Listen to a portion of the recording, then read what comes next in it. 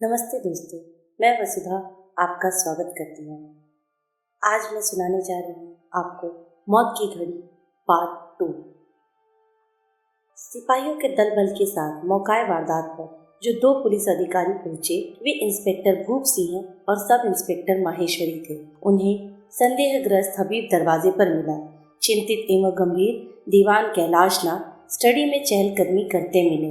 रोती कराती दीपा शाही एक कुर्सी पर बैठी मिली और परेशान हाल लोकेश साइड बोर्ड के साथ लगा खड़ा मिला। इंस्पेक्टर भूप सिंह एक लाल हुक्का चेहरे और मोटी तोंद वाला पुराना तजुर्बेकार पुलिसिया था, जबकि सब इंस्पेक्टर माहेश्वरी एक मुश्किल से 27-28 साल का लंबा ऊंचा खूबसूरत नौजवान था। पुलिसियों ने सबका परिचय प्राप्त किया। भूप सिंह दीवान कैलाशनाथ से पहले से वाकिफ था। फ्लैट में और कौन है? भूप सिंह ने पूछा। कोई नहीं, उत्तर हबीब ने दिया। कोई पहले रहा हो लेकिन हमारे पहुंचने से पहले चला गया हो, ऐसा भी कोई नहीं। हमें सबका बयान दर्ज कराना होगा, इसलिए यहाँ से कोई रुखसत ना हो। सबके सिर सहमति में हिले। किसी ने किसी चीज़ को छेड़ा तो नहीं? सबके सिर इनकार में हिले। लाश कहाँ है? हबीब ने बेडरूम के बंद दरवाजे की तरफ इशारा किया। तुम घर के नौकर हो? भूप सिंह ने हबीब से पूछा। जी हाँ, हबीब बोला। इन साहबान को कहीं और ले जाकर बिठाओ और खुद अपने ठिकाने पर पहुँचो। हबीब ने सहमति में सिर हिलाया। सब लोग वहाँ से विदा हो गए तो भूप सिंह के इशारे पर एक सिपाही ने आगे बढ़कर बेडरूम का दरवाज़ा खोला। लाश और मौकाए वारदात का बड़ा बारीक मुआयना शुरू हुआ।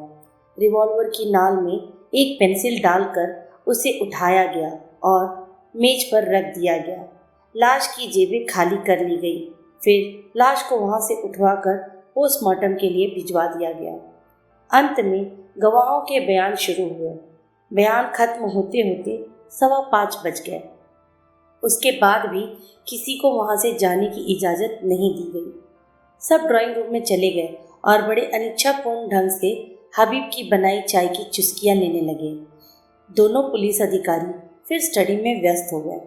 स्टडी की विशाल मेज को सरकाकर कमरे के बीच में कर दिया गया।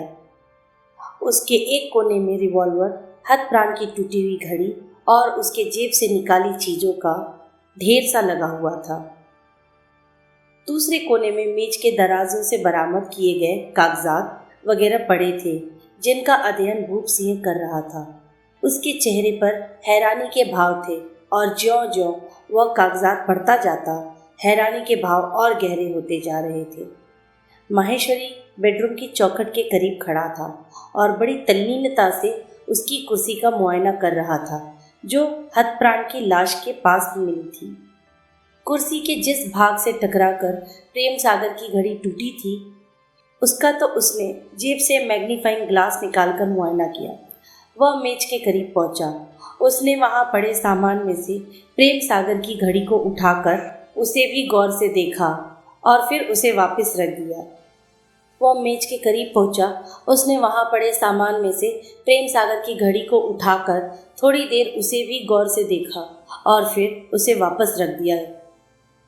फिर वह अपने उच्च अधिकारी के समीप एक कुर्सी घसीट कर बैठ गया।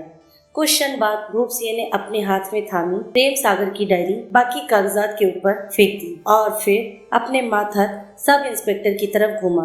हमारे यहाँ मरने वाले की बाबत बुरा भला कहने का रिवाज नहीं है, भूप सिंह बोला, लेकिन इस प्रेम सागर के घोड़े के बारे में इतना तो कहना ही होगा कि अगर यह आदमी जिंदा रहता और इसके ये कागजात इसकी ज़िंदगी में हमारे हाथ लगे होते तो यह कम से कम 10 साल की सज़ा पाता। हरामजादे ने बुर्दा फरोशी की यूं अकाउंट बुक कर रखी हुई है जैसे मवेशियों का व्यापार करता रहा हो। किस लड़की को फंसाने में उसका अपना कितना खर्चा आया, उसको बेचकर कितनी रकम मिली, खर्चे निकालकर क्या मुनाफा हुआ, खुद उसने उस बिकने वाली लड़की के साथ कितने दिन ऐश की, सब का सब दर्ज है उसके इन कागजों में। साले ने अपने हाथों बर्बाद हुई हर लड़की की तस्वीर तक रखी हुई है अपने रिकॉर्ड में। ऐसे आदमी ने आत्महत्या क्यों की? माहेश्वरी बोला, अपनी करतूतों से शर्मिंदा होकर। सर, आप यह मुझे पूछ रहे हैं या मुझे बता रहे हैं? भूप सिंह मुस्कुराया। जो जाहिर है वो तो यही है, भूप सिंह बोला। मौके की तफ्तीश तो यही बताती है कि यह आत्महत्या का केस है। मिसाल के तौर पर रिवॉल्वर को ले लो।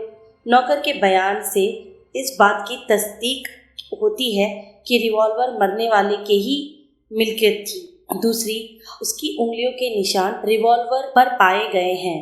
तीसरी, गोली खाकर नीचे गिरते समय उसकी घड़ी वाली कलाई करीब पड़ी कुर्सी से टकराई, जिसकी वजह से घड़ी टूट गई और 3-5 पर रुक गई। चौथे, 3 जनों की मौजूदगी में जब लाश बरामद हुई तब बेडरूम का दरवाजा खुला था और चाबी ताले के अंदर की तरफ से लगी हुई थी। फिर भी उससे कोई 20 मिनट पहले दरवाजे को मजबूती से बंद पाया गया था। यह हमने देखा कि दरवाजे के अलावा बेडरूम में दाखिल होने का और कोई रास्ता नहीं है, इसलिए सिर्फ हथ प्राणी दरवाजे को भीतर से बंद कर सकता था या खोल सकता था, क्योंकि सिर्फ वही बेडरूम के भीतर था। सर, माहेश्वरी संकोचपूर्ण स्वर में बोला। मे आई स्पीक फ्रीली? हाँ हाँ, जो जी में आए कहो। पहले तो मैं यही कहना चाहूँगा कि रिवॉल्वर पर साइलेंसर किस लिए? नौकर कहता है कि रिवॉल्वर इसी मेज के दराज में मौजूद होती थी। फिर उसे लेकर बेडरूम में जाने की क्या जरूरत थी? उसने यहीं क्यों ना अपने आप को शूट कर लिया? फिर जरा वक्त पर गौर फरमाइए। 3 बजने में 5 मिनट पर वह आखिरी बार दीपा शाही द्वारा जीवित देखा गया था। उस वक्त तक वह लोकेश भार्गव से और कुछ क्षण बाद दीवान कैलाश नाथ से फोन पर बात कर चुका था। दोनों उसके फ्लैट पर किसी भी क्षण अपेक्षित थे। उनसे तन्हाई में बात करने की खातिर ही वह दीपा शाही को ड्राइंग में भेज देता है, यानी कि ज्यों ही वह स्टडी में अपने आप को अकेला पाता है, वह दराज में से रिवॉल्वर निकालता है, बेडरूम में जाता है और दरवाजे को भीतर से बंद कर लेता है। अब सेकेंडों में तो उसका आत्महत्या का इरादा नहीं बन गया, क्योंकि तब उसने मुलाकात के लिए लोगों को अपने फ्लैट पर तलब न किया होता। आदमी के दिमाग का क्या पता लगता है, इरादा सेकेंडों में भी बन सकता है। सेकेंडों में बनने वाले इरादे को अंजाम भी तो सर सेकेंडों में ही दिया गया होना चाहिए था। यानी कि उसने यहीं मेज के सामने बैठे बैठे अपने आप को शूट कर लेना चाहिए था। जी हाँ, क्योंकि रिवॉल्वर यहीं उपलब्ध थी। रिवॉल्वर अगर बेडरूम में होती तो कोई बात थी, बेडरूम का रिश्ता आराम से, इत्मीनान से होता है। अगर उसने पलंग पर लेटकर अपने आप को शूट किया होता तो उसकी आत्महत्या के लिए बेडरूम में जाना समझ में आता था, लेकिन वह तो बेडरूम की चौखट से जरा भीतर फर्श पर पड़ा मिला। सर, अगर आप इन बातों पर गौर फरमाएं तो जान देने के लिए उसका बेडरूम में जाना तर्क संगत नहीं लगता। शायद पहले वह चोरी छुपे सुनना चाहता हो कि जो 2 आदमियों को उसने बुलाया है वे आपस में क्या बात कर रहे थे। उस क्षण आत्महत्या का इरादा तो उसके जहन में रहा होगा, लेकिन अभी वह किसी और घटना के घटित होने की प्रतीक्षा कर रहा होगा। यानी कि वह बिना दीवान कैलाश नाथ और लोकेश भार्गव की जानकारी में आए, बिना उन पर यह जाहिर किए कि वह फ्लैट में मौजूद था, उनकी बातें सुनना चाहता था। हाँ, इसलिए उसने दरवाजे को भीतर से ताला लगाया हुआ था और इसलिए नौकर द्वारा दरवाज़ा खटखटाए जाने पर उसने उसे कोई जवाब नहीं दिया था। वह चाहता था कि हर कोई यही समझे कि वह फ्लैट में नहीं था। उसकी लाश के करीब जो कुर्सी पड़ी मिली थी, उसकी स्वाभाविक जगह वह नहीं है। वह कुर्सी जरूर उसने दरवाजे के पास इसलिए रखी थी ताकि वह आराम से उस पर बैठकर दरवाजे के साथ कान लगाकर बाहर से आती आवाज़ें सुन सके। यह बात जचती है तुम्हें? माहेश्वरी ने हिचकिचाते हुए सहमति में सिर हिलाया। बहरहाल दीवान कैलाश नाथ और लोकेश भार्गव यहाँ पहुँचते हैं। बेडरूम में छुपा बैठा प्रेम सागर उनकी बातें सुनता है और फिर अपनी जान लेने का निश्चय कर लेता है। 3 बजे वे दोनों यहाँ से विदा होते हैं। 3:05 पर प्रेम सागर अपने आप को शूट कर लेता है। टूटकर 3:05 पर रुक गई उसकी कलाई की घड़ी इस बात का सबूत है। सर, जब उसने निश्चय कर ही लिया था तो फिर 5 मिनट इंतजार करने का क्या मतलब? उसने दीवान साहब और लोकेश भार्गव के जाते भी अपने आप को शूट क्यों नहीं किया? क्योंकि बीच में एक और व्यवधान आ गया था, भूप सिंह विजेता के से स्वर में बोला। क्या? दीपा शाही, लड़की के बयान को याद करो, वह भी स्टडी में आई थी और उसने खास तौर से टाइम नोट किया था, 3:03। लड़की के भी चले जाने के बाद प्रेम सागर ने अपने आप को शूट किया और तब तक 3:05 हो चुके थे। सर, दीवान साहब और लोकेश भार्गव के बयानात हमारे सामने हैं। यहाँ उनके बीच हुआ वार्तालाप हमारे पास दर्ज है। उसमें तो ऐसी कोई बात नहीं जो कि आत्महत्या के लिए प्रेरित कर पाती। जरूर वो दोनों कुछ छुपा रहे होंगे। दीवान कैलाश नाथ से तो ऐसी कोई उम्मीद नहीं की जा सकती। ऊपर से वो तो प्रेम सागर को ठीक से जानते तक नहीं, लेकिन लोकेश भार्गव को तो खूब जानते हैं। क्या पता वे लोकेश भार्गव की खातिर कुछ छुपा रहे हों। माहेश्वरी के चेहरे पर आश्वासन के भाव न आए। माहेश्वरी, भूप सिंह उसे घूरता हुआ बोला, तुम्हारे पास आत्महत्या की थ्योरी के खिलाफ कुछ है? सर, माहेश्वरी कठिन स्वर में बोला, पहली बात तो उद्देश्य ही है। आत्महत्या का उद्देश्य तो दिखाई देता नहीं। रुपए पैसे की तो मरने वाले की कोई तंगी नहीं थी। रुपए पैसे से वो लदा फंदा था। ऊपर से वह एक परी जैसी खूबसूरत लड़की के साथ रवाना हो रहा था। यह तो कोई वक्त न हुआ आत्महत्या कर लेने का। यह बात तो हरगिज भी हजम नहीं होने वाली कि उसने अपनी करतूतों से शर्मिंदा होकर आत्महत्या कर ली हो। जो आदमी 1 दर्जन लड़कियों का खाना खराब कर चुका था, वह अभी 13वीं के साथ सफर पर रवाना होने वाला हो, उसकी करतूतें उसकी अंतरात्मा पर ऐसा बोझ हरगिज नहीं बन सकती थी कि वह एकाएक आत्महत्या कर ले। औरतें खराब करना, उन्हें अरब देशों में ले जाकर बेचना उसका बिजनेस था और उसकी अपनी डायरी बताती है कि वह बिजनेस उसे पसंद था। पसंद क्या, उसे तो अपनी हरामजादगी पर अभिमान था। अपनी डायरी में तो वह अपनी हर नई करतूत पर साफ साफ खुद अपनी पीठ ठोकता मालूम होता है। नहीं साहब, मरने वाला अपनी करतूतों से शर्मिंदा होकर आत्महत्या कर लेने वाला आदमी तो हरगिज नहीं था।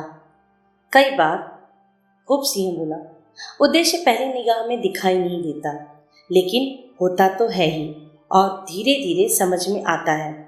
कबूल होगा कोई उद्देश्य, यह भी कबूल कि दीवान साहब और लोकेश भार्गव कोई बात हमसे छुपा रहे हैं। अब आप जरा यह सोचिए सर कि क्या आपके जहन पर मरने वाले का कोई मेहरबान, रहमदिल, दूसरे का ख्याल करने वाला शख्स ऐसा अक्स उभरता है? क्या आप प्रेम सागर को एक भद्र पुरुष करार दे सकते हैं? नहीं, लेकिन आत्महत्या के मामले में उसने अपने आप को भद्र पुरुष, टॉप का जेंटलमैन साबित करने में कोई कसर न छोड़ी। मतलब पहले तो उसने इस बात में भारी शराफत दिखाई कि उसने हर किसी के यहाँ से चले जाने का इंतजार किया। फिर रिवॉल्वर में साइलेंसर फिट करने की शराफत दिखाई ताकि कोई गोली की आवाज़ से डिस्टर्ब न हो सके। और फिर आखिर तो उसने कमाल ही कर दिया। जिस दरवाजे को वह ताला लगाकर मजबूती से भीतर से बंद किए बैठा था, अपने आप को शूट करने से पहले उसने उसका ताला खोल दिया ताकि लाश की बरामदी के लिए बेडरूम का दरवाज़ा न तोड़ना पड़े। क्या प्रेम सागर ऐसा भद्र पुरुष हो सकता था जिसे न सिर्फ लोगों की असुविधा का ख्याल रहा हो, बल्कि दरवाजे को पहुंचने वाले संभावित नुकसान का भी ख्याल रहा हो? जो शख्स उम्र भर लोगों के लिए असुविधाएं ही पैदा करता रहा हो, वह एकाएक ऐसी नेक नियत इंसान कैसे बन गया? लेकिन ताला तो खोला उसी ने। कौन कहता है? वो चाबी कहती है जो ताले में भीतर की तरफ से लगी हुई थी। क्या ताला बाहर से खोलकर चाबी भीतर की तरफ नहीं लगाई जा सकती? इंस्पेक्टर भूप सिंह तुरंत कुछ न बोला। वह हकबकाया सा अपने माथत का मुंह देखने लगा। तुम यह कहना चाहते हो? फिर वह धीरे से बोला कि यह हत्या का केस है जिसे आत्महत्या का लिबास पहनाने की कोशिश की जा रही है। जी हाँ, और अभी एक और बात है। वह क्या? जरा बेडरूम में आइए। दोनों बेडरूम में पहुँचे। इस कुर्सी को देखिए। माहेश्वरी कुर्सी को उठाकर उसका वह भाग अपने उच्च अधिकारी को दिखाने लगा जो घड़ी से टकराई थी। हाथ प्राण की कलाई पर बंधी घड़ी ऐन इस जगह पर टकराई थी। घड़ी इतनी जोर से टकराई कि उसका शीशा चूर चूर हो गया और शीशे का एक बारीक सा टुकड़ा देखिए यहाँ लकड़ी में धंस गया। गिरते वक्त हथ प्राण की कलाई इतनी जोर से कुर्सी से टकराई हो सकती है, यकीनन टकरा सकती है, मुझे इससे कोई ऐतराज़ नहीं, बल्कि इससे ज़्यादा जोर से टकरा सकती है। यह देखिए घड़ी की साइड में जो सुइयों का गोल बटन होता है उसका निशान तक लकड़ी में बन गया है। वह यही साबित करता है कि घड़ी कुर्सी से बहुत ज़्यादा जोर से टकराई थी। लेकिन माहेश्वरी का स्वर एकाएक बहुत नाटकीय हो उठा। टकराते वक्त घड़ी के जिस बटन ने सख्त लकड़ी पर अपना निशान छोड़ा, उसने मरने वाले की उस कलाई पर कोई निशान न छोड़ा जिस पर की घड़ी बांधी हुई थी। मैंने टूटी घड़ी उतारते वक्त मरने वाले की कलाई को अच्छी तरह से देखा था। उस पर इस बटन के दबाव से बना कोई निशान नहीं था। ऐसा एक ही सूरत में हो सकता है जब घड़ी टूटी थी। भूप सिंह के मुंह से निकला। वह हाथ प्राण की कलाई पर नहीं बंधी हुई थी। एग्जैक्टली सर, घड़ी पहले तोड़ी गई थी और फिर मरने वाले की कलाई पर बांधी गई थी। ओह, इस बात का एक सबूत और भी है कि घड़ी टूटने के बाद लाश की कलाई पर बांधी गई थी। वो क्या? साधारणतः कलाई पर बांधी घड़ी के डायल का रुख इस प्रकार होता है, 12 का अंक ऊपर होता है, लेकिन जब मरने वाले की कलाई पर से घड़ी उतारी गई तो 6 का अंक ऊपर था, यानी कि कलाई पर घड़ी उल्टी लगी हुई थी। और यह तथ्य हमारा फोटोग्राफर अपने कैमरे में कैद कर चुका है। हत्यारे ने भूप सिंह बड़बड़ाया। हड़बड़ी में लाश की कलाई पर घड़ी उल्टी पहना दी थी। जी हाँ, यह हत्या का केस है जिसे कि आत्महत्या जाहिर करने की कोशिश की जा रही है। मैं बूढ़ा हो गया हूँ, भूप सिंह हड़बड़ाया। मैं ज़्यादा ही बूढ़ा हो गया हूँ। फिर वह माहेश्वरी की तरफ घूमा। शाबाश, मुझे तुम पर अभिमान है, तुम बहुत तरक्की करोगे पुलिस के महकमे में। माहेश्वरी शर्माया, फिर कुर्सी वापस फर्श पर रख दी। अगर यह कत्ल का मामला है, भूप सिंह बोला, तो हर किसी का बयान फिर से लेना होगा। जी हाँ। तभी स्टडी में कैलाश नाथ ने कदम रखा। इंस्पेक्टर साहब, दीवान साहब गुनगुनाए, मैं बहुत बिजी आदमी हूँ, मैं यहाँ इतनी देर रुका नहीं रह सकता। हम आपको खामखा नहीं रोक रहे जनाब, भूप सिंह गंभीरता से बोला, लेकिन हालात ने ऐसी करवट बदली है कि अभी आपका यहाँ रुकना जरूरी हो गया है। मुझे फिर से आपका बयान लेना होगा। फिर से? हद है, 2 घंटे से तो पहले आप हमें नचा रहे हैं और अभी फिर से बयान लेना जरूरी लग रहा है। आप क्या नई करवट बदली है हालात में? दीवान साहब, अब यह आत्महत्या का नहीं, हत्या का केस साबित हो रहा है। क्या? जी हाँ, प्रेम सागर ने खुद को अपनी आपको गोली नहीं मारी, उसे शूट किया गया है। किसने? यह जानना अभी बाकी है। मेरा बयान फिर से लेने से आपको क्या हासिल होगा? मैं जो जानता था आपको बता चुका हूँ। मेरा तो किसी से कोई वास्ता ही नहीं।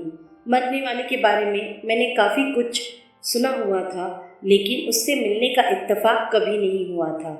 मैंने यहाँ सिर्फ लोकेश की दरख्वास्त पर आना कबूल किया था। सच पूछिए तो मुझे तो यह भी नहीं मालूम कि मेरे यहाँ क्या ज़रूरत थी। लोकेश ने मुझे कहा कि अगर प्रेम सागर लोकेश का हवाला देकर मुझे यहाँ आने को कहे तो मैं आ जाऊँ। मैं आ गया। अब यह झमेला। आप दीपा साही से वाकिफ़ है? हाँ, आपको मालूम है दीपा आज शाम 4 बजे की गाड़ी से प्रेम सागर के साथ बम्बई जा रही थी, उससे शादी बनाने की नीयत से। पहले नहीं मालूम था, लेकिन यहाँ आने के बाद मालूम हुआ था। यह सुनकर आपकी क्या प्रतिक्रिया हुई? पहले मुझे हैरानी हुई, फिर मुझे बेचारे लड़के की फिक्र लग गई थी। आपने उसे समझाने की कोशिश की थी? तब तक समझाने का स्टेज गुजर चुका था और फिर थोड़ी देर में लाश बरामद हो गई थी। आप जानते हैं कि लोकेश के यहाँ आने के पीछे जो उद्देश्य था वह दीपा की रिहाई थी। प्रेम सागर ने लोकेश से वादा किया था कि अगर लोकेश उसे 4 लाख रुपया नकद दे दे तो वह हमेशा के लिए दीपा का पीछा छोड़ देगा। मुझे ऐसी किसी बात का पता नहीं था। मुझे तो यह भी विश्वास नहीं होता। आपको यह बात अजीब नहीं लगी कि प्रेम सागर आपको यहाँ बुलाकर खुद गायब हो गया था? लगी थी, लेकिन मैंने यही समझा था कि शायद लोकेश मेरे से पहले पहुँच गया था और वह लोकेश के साथ थोड़ी देर के लिए कहीं चला गया था। लेकिन हकीकतन यह बात नहीं निकली थी। लोकेश तो मेरे बाद यहाँ पहुँचा था। आई सी। दीवान साहब, जरा याद कीजिए, लाश बरामद हो जाने के बाद यह बात सबसे पहले किसकी निगाह में आई थी कि चाबी बेडरूम के दरवाजे के ताले के अंदर की तरफ लगी हुई थी? उस नौकर हबीब की। मुझे अच्छी तरह याद है कि मैं दीपा को संभाल रहा था। लोकेश आप लोगों को फ़ोन लगा रहा था। उस घड़ी उस नौकर ने चाबी को देखा था। फिलहाल शुक्रिया दीवान साहब, मैं सिर्फ एक बार और तकलीफ दूंगा आपको। तब तक ड्राइंग रूम में ही ठहरिएगा। आप लोग कत्ल का शक मेरे पर तो नहीं कर रहे? फिलहाल मैं सिर्फ तफ्तीश कर रहा हूँ। मालूम हो कि मैं किसी भी क्षण अकेला नहीं था, हमेशा कोई न कोई मेरे साथ था। मुझे बखूबी मालूम है। आप निश्चिंत रहिए, मुझे आपकी एलिबाई पर पूरा विश्वास है। आप अब वापस ड्राइंग रूम में तशरीफ़ रखिए। दीवान साहब वहाँ से विदा हो गए। चाबी हत्या के बाद से ही हत्यारे के पास रही होगी, भूप सिंह बोला। उसने बेडरूम को बाहर से लॉक किया होगा और लोग समझ रहे होंगे कि दरवाज़ा भीतर से खुद प्रेम सागर ने बंद किया हुआ था। इसका यही मतलब हो सकता है कि हत्यारा नहीं चाहता था कि किसी खास वक्त से पहले लाश बरामद हो।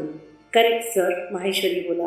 और हत्यारा है भी यकीनी तौर पर यहाँ मौजूद, चारों जनों में से एक। कौन? देखो, दीवान साहब और लोकेश के दीवान साहब के ऑफिस के लिए यहाँ से रवाना होने के वक्त तो दरवाज़ा पहले से ही बंद था। इसका मतलब है कि कत्ल उनके आगमन से पहले हो चुका था। इस लिहाज से तो दो बरी हो गए, बाकी बचे हबीब और दीपा। फ्लैट इतना बड़ा है, इन दोनों में से कोई एक दूसरे की जानकारी में आए बिना यह काम कर सकता था। लड़की नहीं, वो तो उस घड़ी प्रेम सागर के नाम की माला जप रही थी, उसके साथ नया संसार बसाने जा रही थी। उस घड़ी तक तो प्रेम सागर की हकीकत उस पर नहीं खुली थी। खुल चुकी होती तो यह मान लिया जाता कि उसने गुस्से में आकर एक फरेबी, एक धोखेबाज को शूट कर दिया था। फिर तो बाकी वो नौकर ही बचा, जो कि एक सजा याफ्ता मुजरिम है। करोल बाकी एक बैंक डकैती में फंसा हुआ था और 6 साल के लिए नपा था। मैंने ही उसे सजा दिलवाई थी। सिर्फ इसी बिना पर तो उसे कातिल करार नहीं दिया जा सकता सर। इतनी अकल तो उसे भी होगी कि उस पर शक किया जाना लाजमी था। अगर इसे आत्महत्या का केस मान लिया जाता तो फिर शक कैसे ही हो जाता उस पर। चालाक तो वो है, तजुर्बेकार भी। वह हत्या को आत्महत्या बनाने का खेल बखूबी खेल सकता है। सर, अगर बात हत्या को आत्महत्या बनाने की थी तो उसने मरने वाले की कलाई घड़ी क्यों तोड़ी? उसने यह जाहिर करने के लिए इतनी जहमत क्यों गवारा की कि हत्या 3-5 पर हुई थी? इसी से तो उसकी और भी ज़्यादा चालाकी जाहिर होती है। उसने अपने बचाव का दोहरा इंतजाम किया था। उसने ऐसा इसलिए किया था कि अगर हत्या की थ्योरी फेल हो जाती, आत्महत्या की थ्योरी फेल हो जाती, तो वक्त में की गई गड़बड़ कत्ल का इल्ज़ाम किसी और के सिर पर मढ़ देती। और कौन? लोकेश भार्गव। यह स्थापित हो चुका है कि हबीब को मालूम था कि लोकेश किसी भी क्षण वहाँ पहुँचने वाला था। लेकिन सर, लोकेश यहाँ अकेला थोड़े ही आ रहा था, उसके साथ तो दीवान साहब भी आ रहे थे। दीवान साहब के आगमन की बाबत हबीब को नहीं मालूम था। उसे सिर्फ लोकेश के आगमन की खबर थी। उसके साहब ने उसे यह तक बताया था कि लोकेश उससे अकेले में मिलना चाहता था और उसके आगमन की किसी को, हबीब को भी खबर ना हो। आप ठीक कह रहे हैं, उसे बुलाते हैं। भूप सिंह ने हबीब को बुलाने वाली घंटी का पुश दबाया। दोनों प्रतीक्षा करने लगे। हबीब वहाँ न पहुँचा। भूप सिंह ने फिर पुश दबाया। हबीब फिर भी वहाँ न पहुँचा। पता नहीं कमबख्त फ्लैट से कहीं खिसक गया है या घंटी नहीं बज रही। मैं देख कर आता हूँ, माहेश्वरी बोला। जरा ठहरो। भूप सिंह उस स्थान को देख रहा था जहाँ घंटी की तार कालीन के नीचे दाखिल हो रही थी। उसने झुककर कालीन का वह सिरा उठाया। घंटी कैसे बजेगी? भूप सिंह नीचे बैठकर तार का मुआयना करता हुआ बोला। तार में तो ब्रेक है। माहेश्वरी भी उसके करीब उकड़ू बैठ गया। हाँ, भूप सिंह बोला, जरूर किसी ने करंट ऑफ किए बिना तारों को दोबारा जोड़ने की कोशिश की थी, जिसकी वजह से जोड़ मजबूत न बन सका। हमने जब मेज सरकाई थी तो तार खींची होगी और जोड़ खुल गया होगा। एग्जैक्टली सर, यह तो जरूर हत्यारे ने काटी होगी ताकि प्रेम सागर घंटी बजाकर हबीब को तलब न कर सके। फिर तो सर यह भी मुमकिन है कि हकीकतन प्रेम सागर का कत्ल यहाँ हुआ हो और लाश को बाद में ले जाकर बेडरूम के फर्श पर डाल दिया गया हो। भूप सिंह सकपकाया, फिर उसने सहमति में सिर हिलाया और बड़ी बारीकी से आसपास का मुआयना करने लगा। कोई निशान नहीं, वह हड़बड़ाया। खून का कोई हल्का सा धब्बा तक नहीं। सर जरा देखिए। भूप सिंह ने सिर उठाया। उसने देखा माहेश्वरी कमरे के मध्य में खड़ा था और फर्श पर बिछे मोटे कालीन के एक स्थान पर इशारा कर रहा था। भूप सिंह उसके समीप पहुंचा। कत्ल निश्चय ही घंटी के करीब हुआ था। माहेश्वरी तनिक उत्तेजित स्वर में बोला। फिर हत्यारा लाश को उठाकर नहीं बल्कि घसीट कर बेडरूम तक लेकर गया था। यह देखिए, कालीन पर हाथ प्राण के एड़ियों की घसीटने से बनी हल्की सी लकीर साफ दिखाई दे रही है। बेशुमार कदमों के इस पर पड़ चुके होने की वजह से लकीर कहीं कहीं से गायब है, लेकिन जहाँ जहाँ है वहाँ से साफ मालूम हो रहा है कि लकीर मेज की असली पोजीशन से बेडरूम के दरवाजे की तरफ खींची है। हाँ, भूप सिंह बोला, अब तो यह जरूर ही हबीब का काम है। कत्ल किसी और ने किया होता तो उसने लाश को मेज पर ही पड़ा रहने दिया होता, लेकिन हबीब को मालूम था कि कुछ क्षणों में लोकेश यहाँ पहुँचने वाला था, इसलिए उसने लाश बेडरूम में छुपा दी और घड़ी तोड़कर उस पर कत्ल का टाइम ऐसे रिकॉर्ड किया कि इल्ज़ाम लोकेश पर ठुक सके। माहेश्वरी खामोश रहा। प्रत्यक्षतः वह अपने बॉस की थ्योरी से आश्वस्त नहीं लग रहा था। हबीब को बुला, भूप सिंह ने आदेश दिया। Yes sir. माहेश्वरी हबीब को बुलाने चला गया। भूप सिंह ने कालीन को फिर से इस प्रकार सीधा कर दिया कि कटी हुई तार के दोनों सिरे कालीन के नीचे छुप गए। भूप सिंह कई क्षण अपलक हबीब को देखता रहा। हबीब विचलित होकर परे देखने लगा और पहलू बदलने लगा। हबीब, अंत में भूप सिंह बोला, तूने मुझे पहचाना नहीं या तो सोच रहा है कि मैंने तुझे नहीं पहचाना होगा? हबीब ने उत्तर दिया। उसने अपने सूखे होठों पर जुबान फेरी। मैंने तुझे करोल बाग की बैंक डकैती के केस में 6 साल के लिए नपवाया था। तब मैं करोल बाग थाने में सब इंस्पेक्टर होता था। कुछ याद आया? आया, वो धीरे से बोला। अब कैसी कट रही है? ठीक। आगे कैसे कटेगी? पता नहीं। क्यों? अपने मालिक का खून करके कोई माल पानी पीटने का मौका नहीं लगा, इसलिए? आप गलत सोच रहे हैं, वह तीखे स्वर में बोला। मैंने सागर साहब का खून नहीं किया। उनका खून मैं कैसे कर सकता हूँ? उनका खून करने से बेहतर तो मैं अपना गला काट लेना समझता। मुझे पट्टी पढ़ाता है? हबीब खामोश रहा। एकाएक उसके चेहरे पर हवाइयाँ उड़ने लगी। तेरे साहब ने तुझे बताया था कि यहाँ दीवान कैलाश नाथ भी आने वाले थे? नहीं, उन्होंने मुझे यही कहा था कि भार्गव साहब अकेले आ रहे थे। मुझे यह बात बड़ी अजीब लगी थी। क्यों? क्योंकि अभी 2 दिन पहले भार्गव साहब और मेरे साहब के बीच भयंकर तकरार हुई थी। उस तकरार की रूप में भार्गव साहब का यहाँ आना और मेरे साहब का उन्हें यहाँ आने देना, दोनों ही बातें मुझे अजीब लगी थी।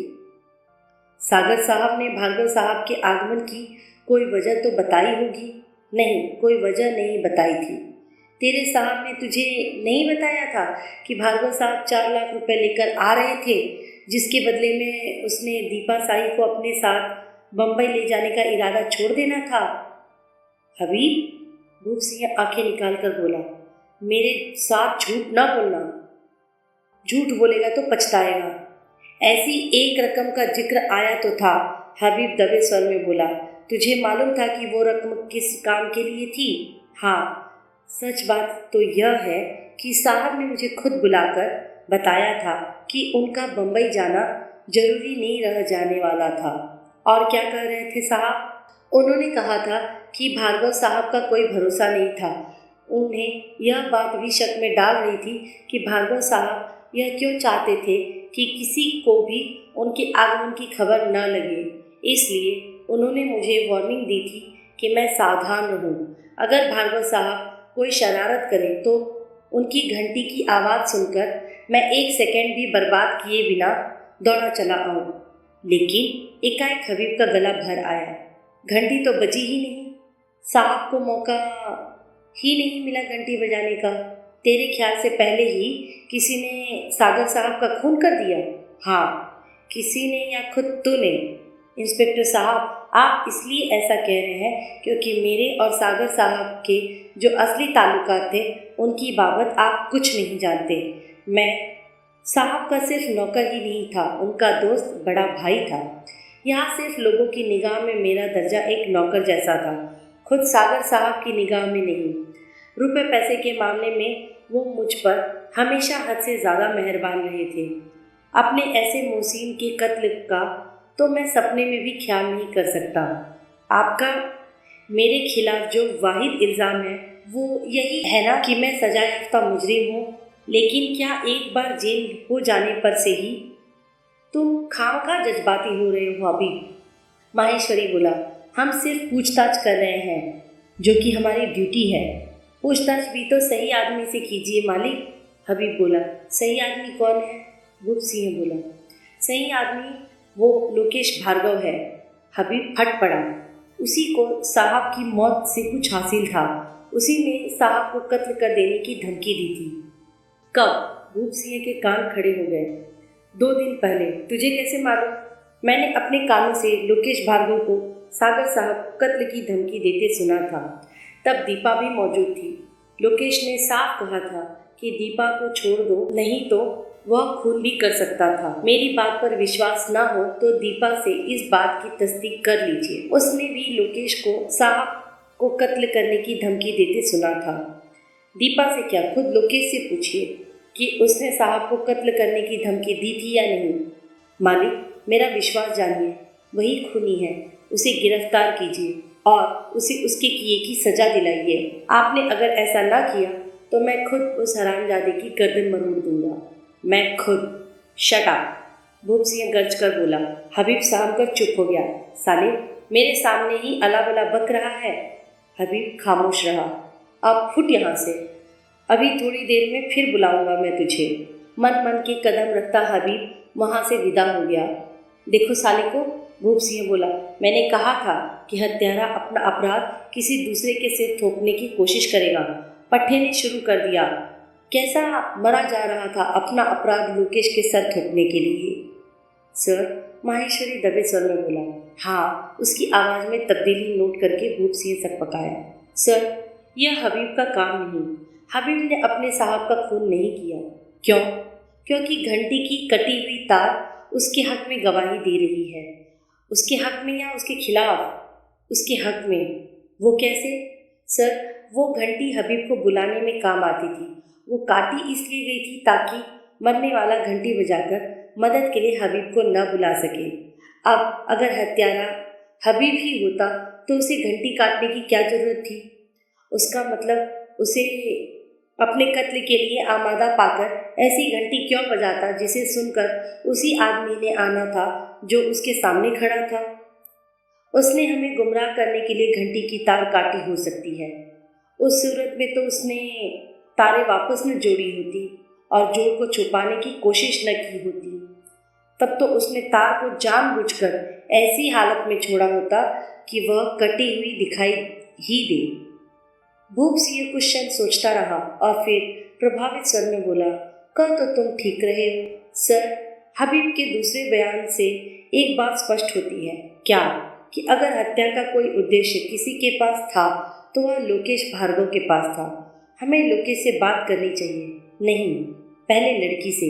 देखें वो प्रेम सागर को लोकेश से मिली खून की धमकी वाली हबीब की बात की तस्दीक करती है या नहीं। बैठिए, भूप सिंह बड़े मीठे स्वर में दीपा से बोला।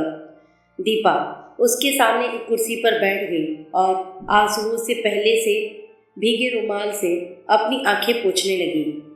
भूप सिंह ने देखा उसकी आंखें रो रो कर लाल सुर्ख हो चुकी थी। हालात ने भूप सिंह हमदर्दी भरे स्वर में बोला, कुछ ऐसा रुख बदला है कि आपका दोबारा बयान लेना होगा। वह खामोश हुई। अब यह बात स्थापित हो चुकी है कि अगर सागर साहब ने आत्महत्या नहीं की तो उनकी हत्या की गई है। हम आपसे उम्मीद कर रहे हैं कि हत्यारे को पकड़वाने में आप हमारी मदद करेंगी। इस काम के लिए तो मैं हर मुमकिन मदद करूंगी, दीपा बोली। अब तभी मेरे दिल को ठंडक पड़ेगी जब हत्यारा मुझे फांसी पर झूलता दिखाई देगा। शुक्रिया। अब न चाहते हुए भी मुझे आपसे कुछ व्यक्तिगत सवाल भी पूछने पड़ेंगे। आप बेहिचक पूछिए, मैं आपके हर सवाल का जवाब दूंगी, सीधा और सच्चा, बिना किसी लाग लपेट के। जी हाँ, आपके हर प्रांत से बहुत नज़दीकी ताल्लुकात थे। मैं उनसे प्यार करती थी। तो फिर शादी क्यों नहीं? शादी के चक्कर में ही हम दुबई जा रहे थे। क्यों? यहाँ शादी में क्या दिक्कत थी? वो क्या है, सागर साहब पहले से शादीशुदा थे। उनकी बीवी पागलपन का लाइलाज केस थी, 1 साल में निश्चित रूप से मर जाने वाली है। हम क्योंकि शादी के लिए 1 साल तक इंतजार नहीं कर सकते थे, इसलिए शादी करने दुबई जा रहे थे। जो शादी यहाँ नहीं हो सकती वो दुबई कैसे हो सकती थी? सागर साहब कहते थे कि दुबई हो सकती थी। ऐसी शादी विदेश में पहली बीवी की मौजूदगी में कानूनी अड़चन नहीं बनती। आपने इस बात की कहीं तस्दीक की थी? किस बात की? इस बात की कि जो शादी हिंदुस्तान में गैर कानूनी थी वो दुबई में कानूनी करार दी जा सकती थी? नहीं। क्यों? क्योंकि मैंने ज़रूरी नहीं समझा। यानी कि मरने वाले की हर बात पर आपको मुकम्मल विश्वास होता था? जी हाँ, यह लोकेश भार्गव भी आपसे प्यार का दम भरता है। इसी वजह से वह नहीं चाहता था कि आप प्रेम सागर के साथ दुबई जाए। हाँ, न सिर्फ चाहता नहीं था बल्कि मेरे सागर साहब के साथ दुबई जाने को रोकने के वास्ते वह कुछ भी करने को आमादा था।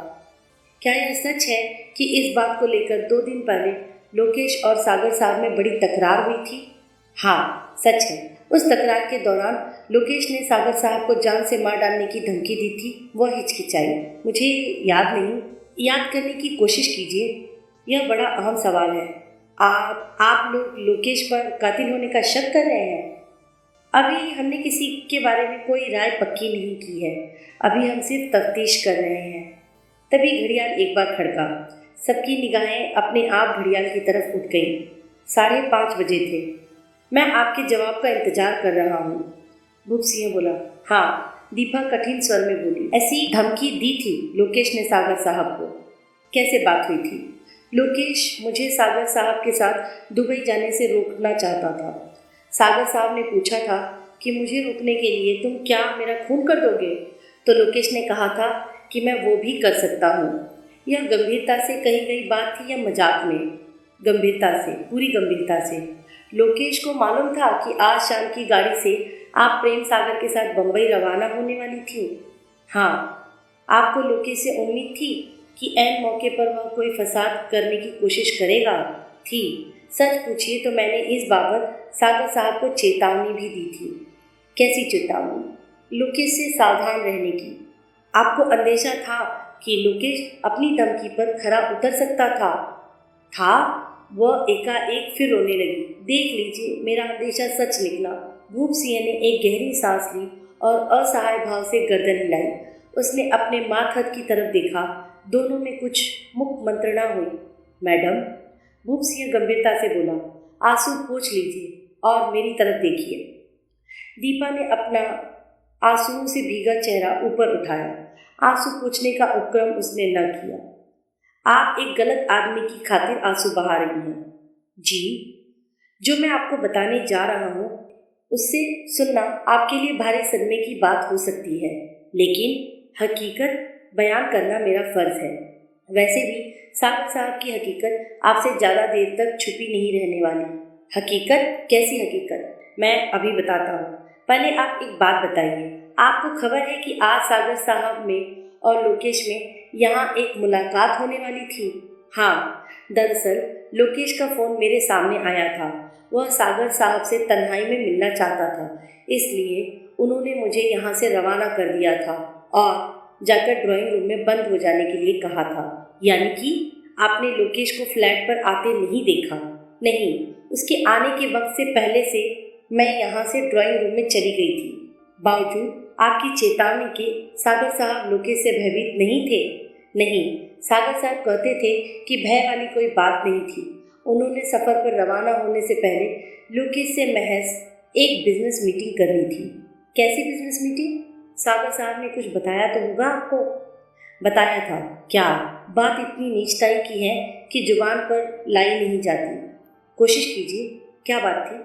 लोकेश मेरा पीछा छोड़ने की सागर साहब से कोई कीमत चाहता था। दीपा नफरत भरे स्वर में बोली। सागर साहब उसके मुंह पर चांदी का जूता मारने वाले थे। ऐसा खुद सागर साहब ने कहा था? हाँ, झूठ कहा था उन्होंने। ऐसा उन्होंने लोकेश को आपकी निगाहों से गिराने के लिए कहा था। हकीकत एन इससे उलट है। हकीकत यह है कि आपका पीछा छोड़ने के लिए सागर साहब ने लोकेश से 4 लाख रुपए की रकम मांगी थी। यह नहीं हो सकता, दीपा भड़क कर बोली। आप झूठ बोल रहे हैं, आप खामखा। यह एक ऐसी हकीकत है जिसकी तस्दीक भी हो चुकी है। किसने की तस्दीक? हबीब ने। और आपकी जानकारी के लिए हबीब सागर का सिर्फ नौकर ही नहीं था, उनका दोस्त था, उनका राजदार था। अगर वह कहता है कि सागर साहब लोकेश से रुपया झटकने की फिराक में थे तो बात झूठ नहीं हो सकती। सागर साहब ने हबीब को यहाँ तक कहा था कि अब सफ़र पर जाने की ज़रूरत नहीं रहने वाली थी। उन्हें 4 लाख रुपए की कमाई घर बैठे ही हो जाने वाली थी। यह झूठ है, झूठ है, झूठ है। प्रेम ऐसा नहीं हो सकता। वो इससे कहीं ज़्यादा बुरा था। वो आपकी कल्पना से कहीं ज़्यादा बुरा था। उसका नाम ही प्रेम सागर था। हकीकत में उसके सागर में प्रेम की एक बूंद भी नहीं थी। इसलिए मैंने अभी थोड़ी देर पहले कहा था कि आप एक गलत आदमी के लिए आंसू बहा रही हैं। आप एक मर चुके आदमी के साथ जुल्म कर रहे हैं। क्योंकि वह मर चुका है, आपकी बात नहीं काट सकता, आपके खिलाफ नहीं बोल सकता। इसलिए प्रेम सागर के खिलाफ उसके घिनौने रूप को उजागर करने वाली यह इकलौती बात नहीं है हमारे पास कि आपको अपने चुम्बन से रिहा करने की उसने लोकेश से कोई कीमत वसूलनी चाहिए थी। और क्या है आपके पास? मसलन उसने यही आपसे सफ़ेद झूठ बोला था कि अगर वह विदेश जाकर आपसे शादी करता तो वह गैर कानूनी न होती। ऐसा कोई कानून नहीं। इस बात की तस्दीक आप बेशक अभी जाकर दीवान कैलाश नाथ से कर सकती हैं। लोकेश भी वकील है, लेकिन आप उसकी बात पर शायद विश्वास न करें, इसलिए दीवान साहब का नाम लिया। मैडम, एक पत्नी के होते दूसरी शादी करना गैर कानूनी है, चाहे वह शादी हिंदुस्तान में हो या चांद पर। दीपा के मुंह से बोलना फूटा। अलबत्ता उसके बहते आंसू एकाएक सूख गए। और फिर 100 बात की एक बात यह है कि प्रेम सागर की कोई बीवी थी ही नहीं। पागल या ना पागल, किसी भी सूरत में उसकी कोई बीवी आज की तारीख में नहीं थी। वह आपसे यहीं इसी वक्त शादी करने के लिए पूरी तरह आज़ाद था। वह पहले से शादीशुदा नहीं था? दीपा होठों में बुदबुदाई। पहले वह शादीशुदा था, लेकिन 4 साल पहले उसकी बीवी ही उसे तलाक देकर छोड़ गई थी। भूपसिंह ने मेज पर फैले कागजात में से एक कागज़ उठाकर दीपा की गोद में डाल दिया। इसे देखिए, यह तलाक की तस्दीक करते कोर्ट के डॉक्यूमेंट की एक कॉपी है जो प्रेम सागर के निजी कागजात में से बरामद हुई है। दीपा ने यूं कांपते हाथों से कागज़ को संभाला और पढ़ा जैसे वह खुद उसकी अपनी मौत का परवाना हो। कुछ देर बाद उसने कागज़ वापस लौटा दिया। विश्वास नहीं होता, उसके मुंह से निकला। अभी तो आपने मुकम्मल असलियत का एक बहुत छोटा हिस्सा देखा है। भूपसिंह बोला। हमने प्रेम सागर की निजी कागजात में से ऐसी हाहाकारी बातें जानी हैं कि अगर ये कागजात, उसने मेज पर पड़े कागजात की तरफ इशारा किया, उसकी ज़िंदगी में हमारे हाथ लग गए होते तो कम से कम 10 साल के लिए जेल में चक्की पीस रहा होता। दीपा के मुंह से एक तीखी सिसकारी निकली। जी हाँ, भूपसिंह बोला। ये कागजात बताते हैं कि भोली भाली लड़कियों को अपने प्रेम जाल में फंसाकर दुबई ले जाना और उन्हें वहाँ अरब देश में शेखों के हाथ बेच देना उसका कारोबार था। उसकी यह डायरी देखिए। भूप सिंह ने डायरी उठाकर दीपा की गोद में डाल दी। उसका हैंडराइटिंग तो पहचानती ही होंगी। दीपा ने सहमति में सिर हिलाया। इस डायरी में उसके अपने हैंडराइटिंग में उन दर्जन भर लड़कियों का मुकम्मल कच्चा चिट्ठा दर्ज है जिन्हें वह दुबई ले जाकर बेच चुका है। आप खुदा का शुक्र मनाइए कि आप इस डायरी की 13वीं एंट्री बनने से बाल बाल बच गई। इसमें वह हकलाती हुई बोली कि किसी अनुराधा नांगिया का जिक्र है? सरासर है, 12वीं एंट्री वही है। आपसे पहले वह उसी का खाना खराब करके हटा था। आप खुद देख लीजिए। दीपा ने कुछ पन्ने पलटे, फिर एकाएक उसका चेहरा कागज की तरह सफ़ेद पड़ गया। डायरी खुद ब खुद उसके हाथ से निकलकर फर्श पर जा गिरी। माहेश्वरी ने डायरी उठाकर वापस मेज पर डाल दी तो दीपा फुसफुसाई, लोकेश ने प्रेम सागर के बारे में जो कहा था सच कहा था। अगर, भूप सिंह बोला, उसकी इस असलियत के बारे में कुछ कहा था तो यकीनन सच कहा था। मैडम, शुक्र मनाइए कि आपके लिए बड़े सही वक्त पर हुई प्रेम सागर की मौत ने आपको तबाह होने से बचा लिया। मैं इस आदमी को दिल से चाहती थी, दीपा यूँ बोली जैसे अपना गुनाह कबूल कर रही हो। कितना प्यार करती थी मैं प्रेम से, वो भी कितना दम भरता था मेरे प्यार का। जो भी था धोखा था, छलावा था। सर, माहेश्वरी ने जैसे अपने उच्च अधिकारी को याद दिलाया, यह लाख रुपए का सवाल अभी भी हमारे सामने है कि प्रेम सागर का कत्ल आखिर किसने किया। जिस किसी ने भी किया होगा। दीपा लोकेश के बारे में सोचती हुई आतंकित भाव से बोली, अगर वह पकड़ा जाएगा तो उसका क्या होगा? यह भी कोई पूछने वाली बात है, भूप सिंह बोला। वह कत्ल के इल्जाम में फांसी पर चढ़ जाएगा। मरने वाला एक बुरा आदमी था, लेकिन आदमी था। कानून किसी को किसी की जान लेने का हक नहीं देता। सजा देना कानून का काम है, आम शहरी का नहीं। क्या यह जरूरी है, दीपा बोली, कि कत्ल यहाँ मौजूद किसी शख्स ने ही किया हो? क्या मतलब? भूप सिंह बोला, यह भी तो हो सकता है कि हत्यारा बाहर से आया कोई आदमी हो और किसी को उसके यहाँ आगमन की भनक न लगी हो। जैसे घिनौने चरित्र का आदमी प्रेम सागर अब साबित हुआ है, उसको निगाह में रखते हुए तो उसका कातिल कोई भी हो सकता है। जो आदमी 1 दर्जन लड़कियों का खाना खराब कर चुका हो, उसके दुश्मन की क्या शहर में कमी होगी? हाँ, भूप सिंह गंभीरता से बोला, विचार तो इस संभावना पर भी किया जा सकता है। दीपा खामोश रही। आपके ख्याल में कातिल लोकेश भार्गव हो सकता है? एकाएक माहेश्वरी ने सवाल किया। मेरे ख्याल से? दीपा हड़बड़ा कर बोली, मेरा जो ख्याल है वो मैं आपसे पहले ही जाहिर कर चुकी हूँ, यह कि हत्यारा कोई बाहर से आया आदमी हो सकता है। हाँ, आपको यह तो एहसास है ना कि लोकेश के पास हत्या का तगड़ा उद्देश्य है। इतने से क्या कोई हत्यारा साबित होता है? जिस आदमी को अभी तक आप बहुत बुरा भला कह रही थी, आप एकाएक उसकी हिमायत करने लगी। मैडम, दीपा खामोश रही। एनीवे, एकाएक भूप सिंह बोले, देखते हैं क्या होता है। आपने मुझसे और कुछ पूछना है? फिलहाल नहीं, लेकिन अभी आप ठहरिएगा। मैं कब तक? घबराइए नहीं, हम बहुत जल्द आपको रुखसत कर देंगे। दीपा उठी। भूप सिंह खुद उसे दरवाजे तक छोड़ने गया। उसके दरवाजे से बाहर निकल जाने के बाद भूप सिंह ने दरवाज़ा भीतर से बंद कर दिया। बेचारी को बड़ा भीषण झटका लगा। वो वापस लौटकर बोला, सर्वनाश से तो यह झटका अच्छा ही है। माहेश्वरी बोला, हाँ, यह भी ठीक है। उसे अभी दोहरा झटका तो तब लगेगा अगर हमने लोकेश को गिरफ्तार कर लिया। तुम्हारे ख्याल से हत्यारा लोकेश है? वैसे तो सर अभी कुछ कहना मुहाल है, लेकिन लड़की के व्यवहार में एकाएक जो तब्दीली आई थी, उससे लगता है कि कम से कम उसे जरूर लगने लगा है कि यह काम लोकेश का हो सकता है। हाबिब का भी पूरा शक लोकेश पर ही है, और जहाँ तक हत्या का उद्देश्य का सवाल है, वह भी सिर्फ लोकेश के पास दिखाई दे रहा है। वह जानता था कि दीपा, जैसे कि वह चाहता था, प्रेम सागर के साथ तबाही और बर्बादी की राह पर कदम रख रही थी, और वह उसे उस घिनौने अंजाम से हर हाल में बचाना चाहता था। लड़की की इस बात में तुम्हें कोई दम दिखाई देता है कि हत्यारा कोई बाहरी आदमी हो? संभावना को जहन में रखा जा सकता है, लेकिन मुझे इसमें कोई दम खम दिखाई नहीं देता। मुझे तो यह हर रुख में लोकेश की करतूत लगती है।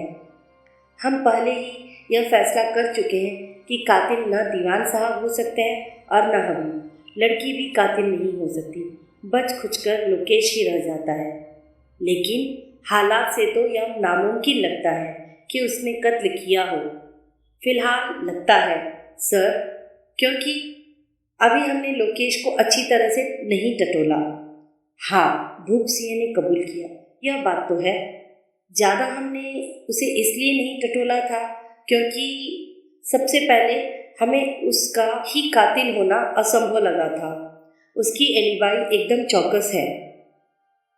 सर, हमें उसकी एलिबाई की चौकसी का रोग नहीं खाना चाहिए।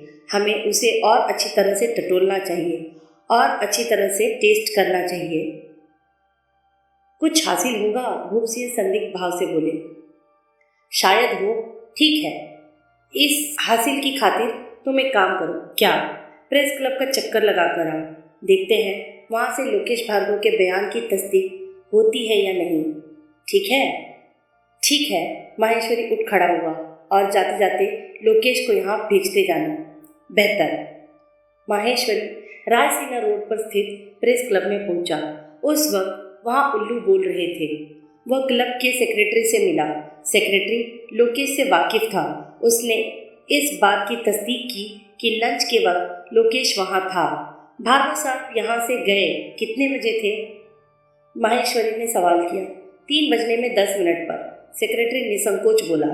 आपको वक्त की ऐसी गारंटी कैसे है? क्योंकि यहाँ से रवाना होते वक्त उन्होंने मेरे से वक्त पूछा था, तब मेरी घड़ी में 3 बजे थे। अगर 3 बजे थे तो मैं अपनी घड़ी 10 मिनट आगे रखता हूँ आदतन। अगर मेरी घड़ी में तब 3 बजे थे तो असल वक्त 3 बजने में 10 मिनट का था। ओह, भार्गव साहब ने आपसे टाइम क्यों पूछा? क्या उनके पास घड़ी नहीं थी? थी तो वो क्या है कि क्लब का बार 2:30 बजे बंद हो जाता है। अभी कुछ दिन पहले भार्गव साहब 2:40 पर बार में पहुंचे थे तो बारमैन ने उन्हें ड्रिंक यह कहकर सर्व नहीं किया था कि बार बंद हो चुका था। आज बार क्लोजिंग टाइम से काफ़ी देर बाद तक चल रहा था। टाइम की तरफ मेरी तवज्जो दिलाकर भार्गव साहब दरअसल यह शिकायत करना चाहते थे कि आज बार 2:50 तक भी खुला था, जबकि उन्हें 2:40 पर बंद हो चुका होने का फतवा सुना दिया गया था। तो भार्गव साहब 2:50 पर निश्चित रूप से यहाँ से रवाना हो गए थे। हाँ। कैसे? टैक्सी पर। क्लब की बगल में ही टैक्सी स्टैंड है। मैंने उन्हें दरबान को अपने लिए टैक्सी बुलाने को कहते सुना था। सेक्रेटरी एकाएक हंसा। बाद में दरबान कह रहा था कि भार्गव साहब जरूर किसी छोकरी से मिलने जा रहे थे। ऐसा क्यों कहा उसने? क्योंकि भार्गव साहब ने टिप के तौर पर 10 रुपये दिए थे। दरबान को 10 रुपये की टिप ज़्यादा मानी जाती है। हाँ, यह कोई होटल तो नहीं। अमूमन यहाँ लोग दरबान को टिप देते ही नहीं। देते हैं तो 1 या 2 रुपये। भार्गव साहब ने यहाँ से कहीं फ़ोन किया था? हाँ, किया होगा। वक्त की बाबत मेरे से बातचीत उन्होंने फ़ोन बूथ से निकल कर ही की थी। यहाँ पब्लिक टेलीफोन का बूथ है? जी हाँ, वैसे क्लब का अपना टेलीफोन भी है, लेकिन बाज मेहरबान बूथ से फ़ोन करना पसंद करते हैं प्राइवेसी की खातिर। बूथ में से आवाज़ बाहर जो नहीं आती। आई सी, शुक्रिया जनाब। माहेश्वरी ने सेक्रेटरी से विदा ली। उसने दरबान से ही बात की, लेकिन दरबान ने भी लोकेश वहाँ से रवानगी के वक्त की पूरी तस्दीक की। खाली हाथ वह वापस लौटा। बैठिए, भूप सिंह बोला। बैठिए भार्गव साहब। शुक्रिया, लोकेश बोला। आप जान ही चुके होंगे कि यह आत्महत्या का केस नहीं है। जी हाँ, चर्चा हुआ तो था ड्राइंग रूम में। आपका बयान तहरीरी तौर पर हमारे पास मौजूद है, लेकिन मौजूदा हालात में अगर हम आपके बयान में कुछ या तमाम पहलुओं की आपसे दोबारा तस्दीक चाहें तो आपको कोई एतराज़ तो नहीं? मुझे क्या एतराज़ होगा?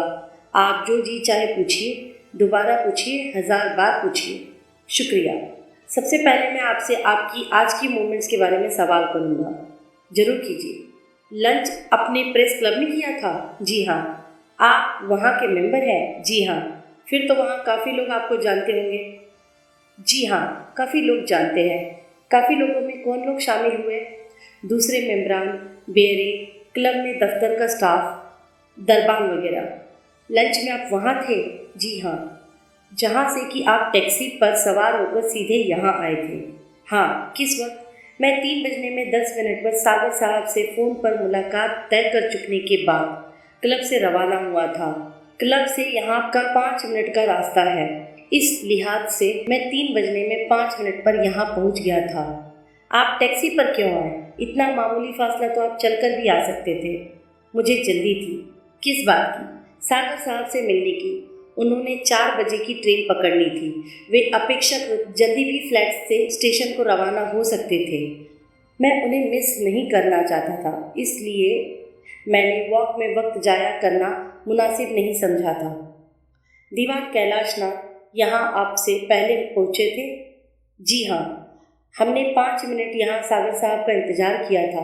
फिर दीवान साहब उतावले होने लगे थे तो हम यहाँ से उनके ऑफिस के लिए यह सोचकर रवाना हो गए थे कि कहीं सागर साहब दीवान साहब के ऑफिस में न पहुँच गए हों।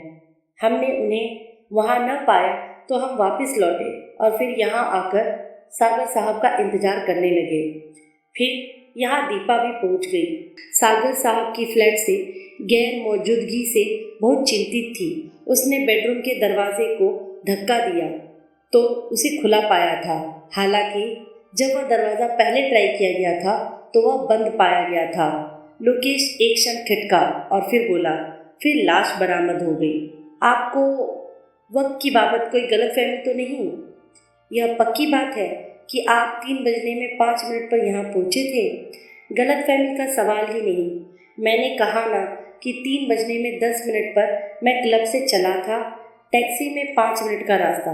जी हाँ, जो आपने कहा वो मैंने सुना।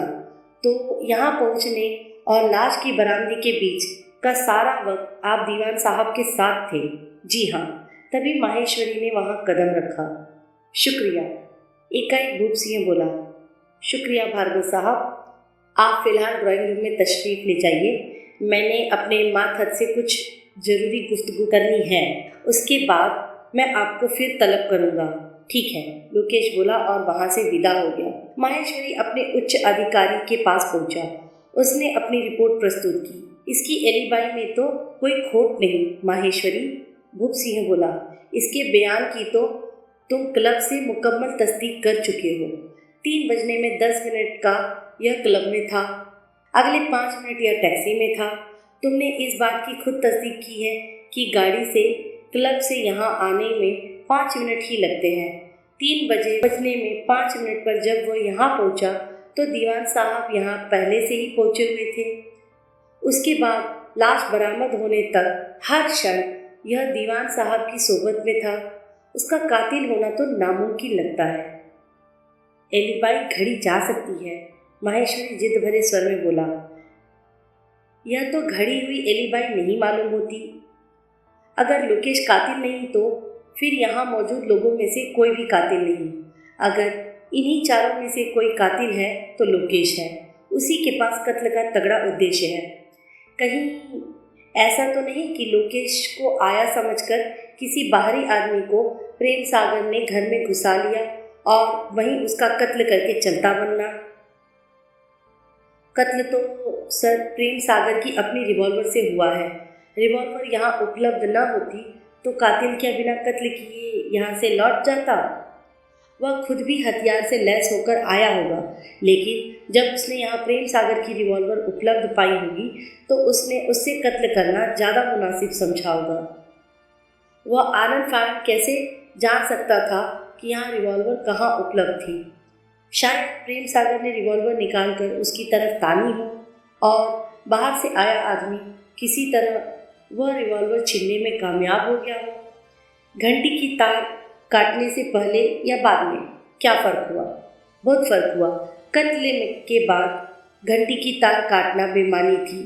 कत्ल से पहले जब रिवॉल्वर उसकी तरफ तानी होगी तो वह घंटी की तार क्यों कर काट पाया होगा?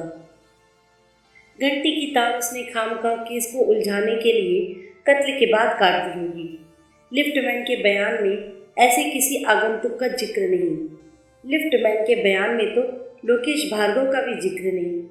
वैसे वह सीढ़ियों के रास्ते आया था, वैसे ही वह बाहरी आदमी भी सीढ़ियों के रास्ते आया हो सकता है और लौटा भी।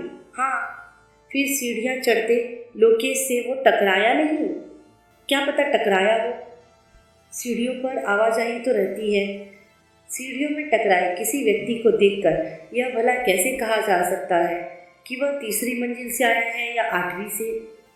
क्या बात है सर, आप एकाएक इस थ्योरी पर बहुत बल देने लगे हैं कि हत्यारा कोई बाहर से आया आदमी हो सकता है। लोकेश भार्गव जैसे ठोस एलिबाई रखने वाले शख्स पर शक करना तो बेकार सा ही है। वह चालाक आदमी है, उसके खून में नौजवानी की गर्मी है, वह दीपा से मोहब्बत करता है।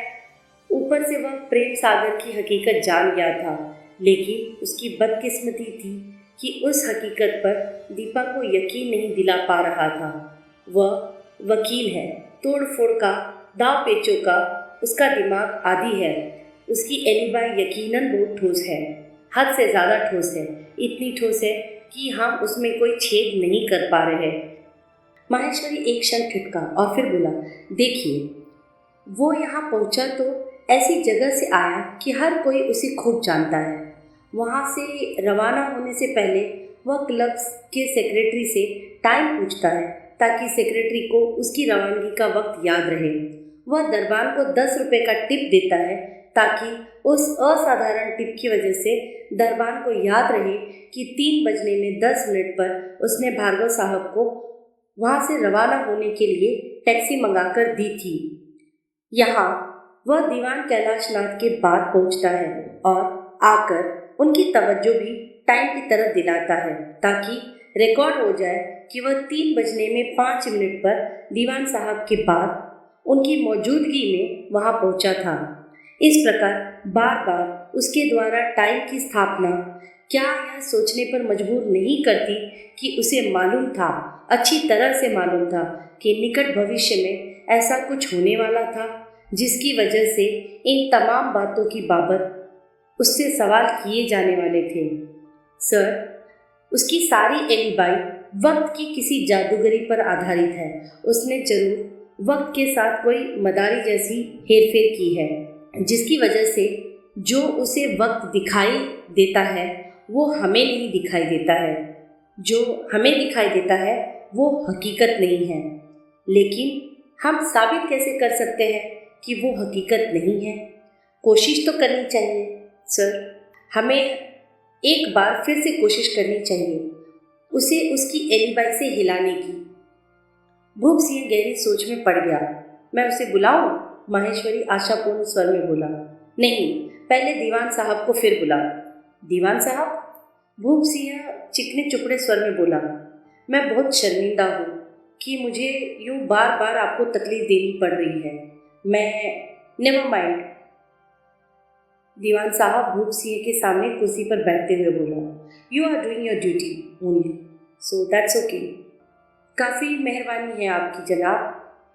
अब क्या है, अब फिर कोई ऐसी कौड़ी तो नहीं हाथ लग गई आपके जो मुझे कातिल करार दे सकती हो? ऐसी कोई बात नहीं दीवान साहब, हम आपको कातिल नहीं समझ रहे हैं, लेकिन यह जरूर समझ रहे हैं कि आपका बयान कातिल का चेहरा नुमाया करने में मददगार साबित हो सकता है। अच्छा, जी हाँ, कोई छोटे छोटे नुक्ते हैं जिन्हें बार बार चेक किया जाना हमारे लिए ज़रूरी महसूस हो रहा है। मिसाल के तौर पर आप बता सकते हैं कि ठीक किस वक्त लोकेश भार्गव यहाँ पहुँचा था? मैं तो घड़ी पहनता नहीं, लेकिन मुझे याद है कि लोकेश भार्गव यहाँ से पहुँचने के बाद मैं तो घड़ी पहनता नहीं, लेकिन मुझे याद है कि लोकेश भार्गव के यहाँ पहुँचने के बाद मैंने घड़ियाल की तरफ निगाह उठाई थी तो उस पर 2:56 बजे पाए थे। तब तक लोकेश को यहाँ पहुँचे कितना वक्त हो चुका था? मुश्किल से 1 मिनट, यानी कि वह 2:55 पर वहाँ पहुँचा था। जाहिर है, घड़ियाल की तरफ आपकी तवज्जो कैसे गई थी? मेरे ख्याल से प्रेम सागर की नालायकी का जिक्र हो रहा था कि वह हमें बुलाकर खुद कहीं खिसक गया था। तब लोकेश ने कहा था कि कोई ज़्यादा देर नहीं हुई थी। देखिए, घड़ियाल अभी 2:56 ही बजा रहा है। यानी कि लोकेश ने आपकी तवज्जो घड़ियाल की तरफ दिलाई थी, यही समझ लीजिए। फिर आप और लोकेश यहाँ से विदा किस वक्त हुए थे? यही कोई 3 बजे। पक्की बात? हाँ। तब भी टाइम का जिक्र लोकेश भार्गव ने ही किया था। हाँ, शायद।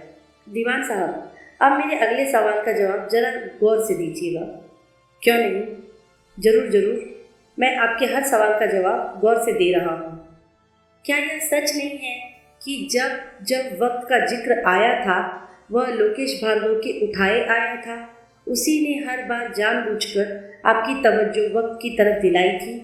हाँ, यह तो सच है, लेकिन एकाएक दीवान साहब ने बेचैनी से पहलू बदला। इसमें आप नतीजा क्या निकालना चाहते हैं? अभी हम कोई नतीजा नहीं निकालना चाहते, अभी हम सिर्फ सवाल कर रहे हैं आपसे, मौका वारदात पर मौजूद बाकी 3 लोगों से। तो यह सच है कि वक्त की तरफ आपकी तवज्जो हमेशा लोकेश भार्गव ने दिलाई? हाँ, दीवान साहब का स्वर विचलित था। सच है। कैसे? पहली बार वक्त का जिक्र कैसे आया था? मैंने अभी बताया तो, फिर बता दीजिए। वो यहाँ पहुँचा था, प्रेम सागर के फ्लैट में न होने का जिक्र आया था, उसकी लापरवाही का जिक्र आया था। तब लोकेश ने घड़ियाल की तरफ घूमते हुए कहा था कि कोई ज़्यादा देर तो नहीं हुई थी। देखिए, घड़ियाल तो अभी 2:56 ही बजा रहा है। वो जानता था कि आप घड़ी नहीं पहनते। वो क्या, दिल्ली शहर में वकालत के पेशे में हर शख्स जानता है। घड़ियाल पर आपने खुद निगाह डाली थी या महज मान ली थी? नहीं, मैंने खुद घूमकर घड़ियाल की तरफ देखा था। उसमें वही टाइम हुआ था जो लोकेश बता रहा था, 2:56। जी हाँ। फिर वक्त देखने के तुरंत बाद क्या वार्तालाप हुआ था? मेरे ख्याल से मैंने लोकेश को कहा था कि लोकेश वहाँ पहले भी आ चुका था। जी? भूप सिंह चौंक कर बोला। भूप सिंह के यूँ चौंकने पर दीवान साहब सकपकाए। मैंने कोई गलत बात कह दी? वे बोले। जी नहीं, ऐसी कोई बात नहीं। अब आप यह बताइए कि आपने ऐसा क्यों कहा? क्योंकि मुझे पहले ऐसा लगा था। पहले कब? जब प्रेम सागर ने मुझे फ़ोन किया था।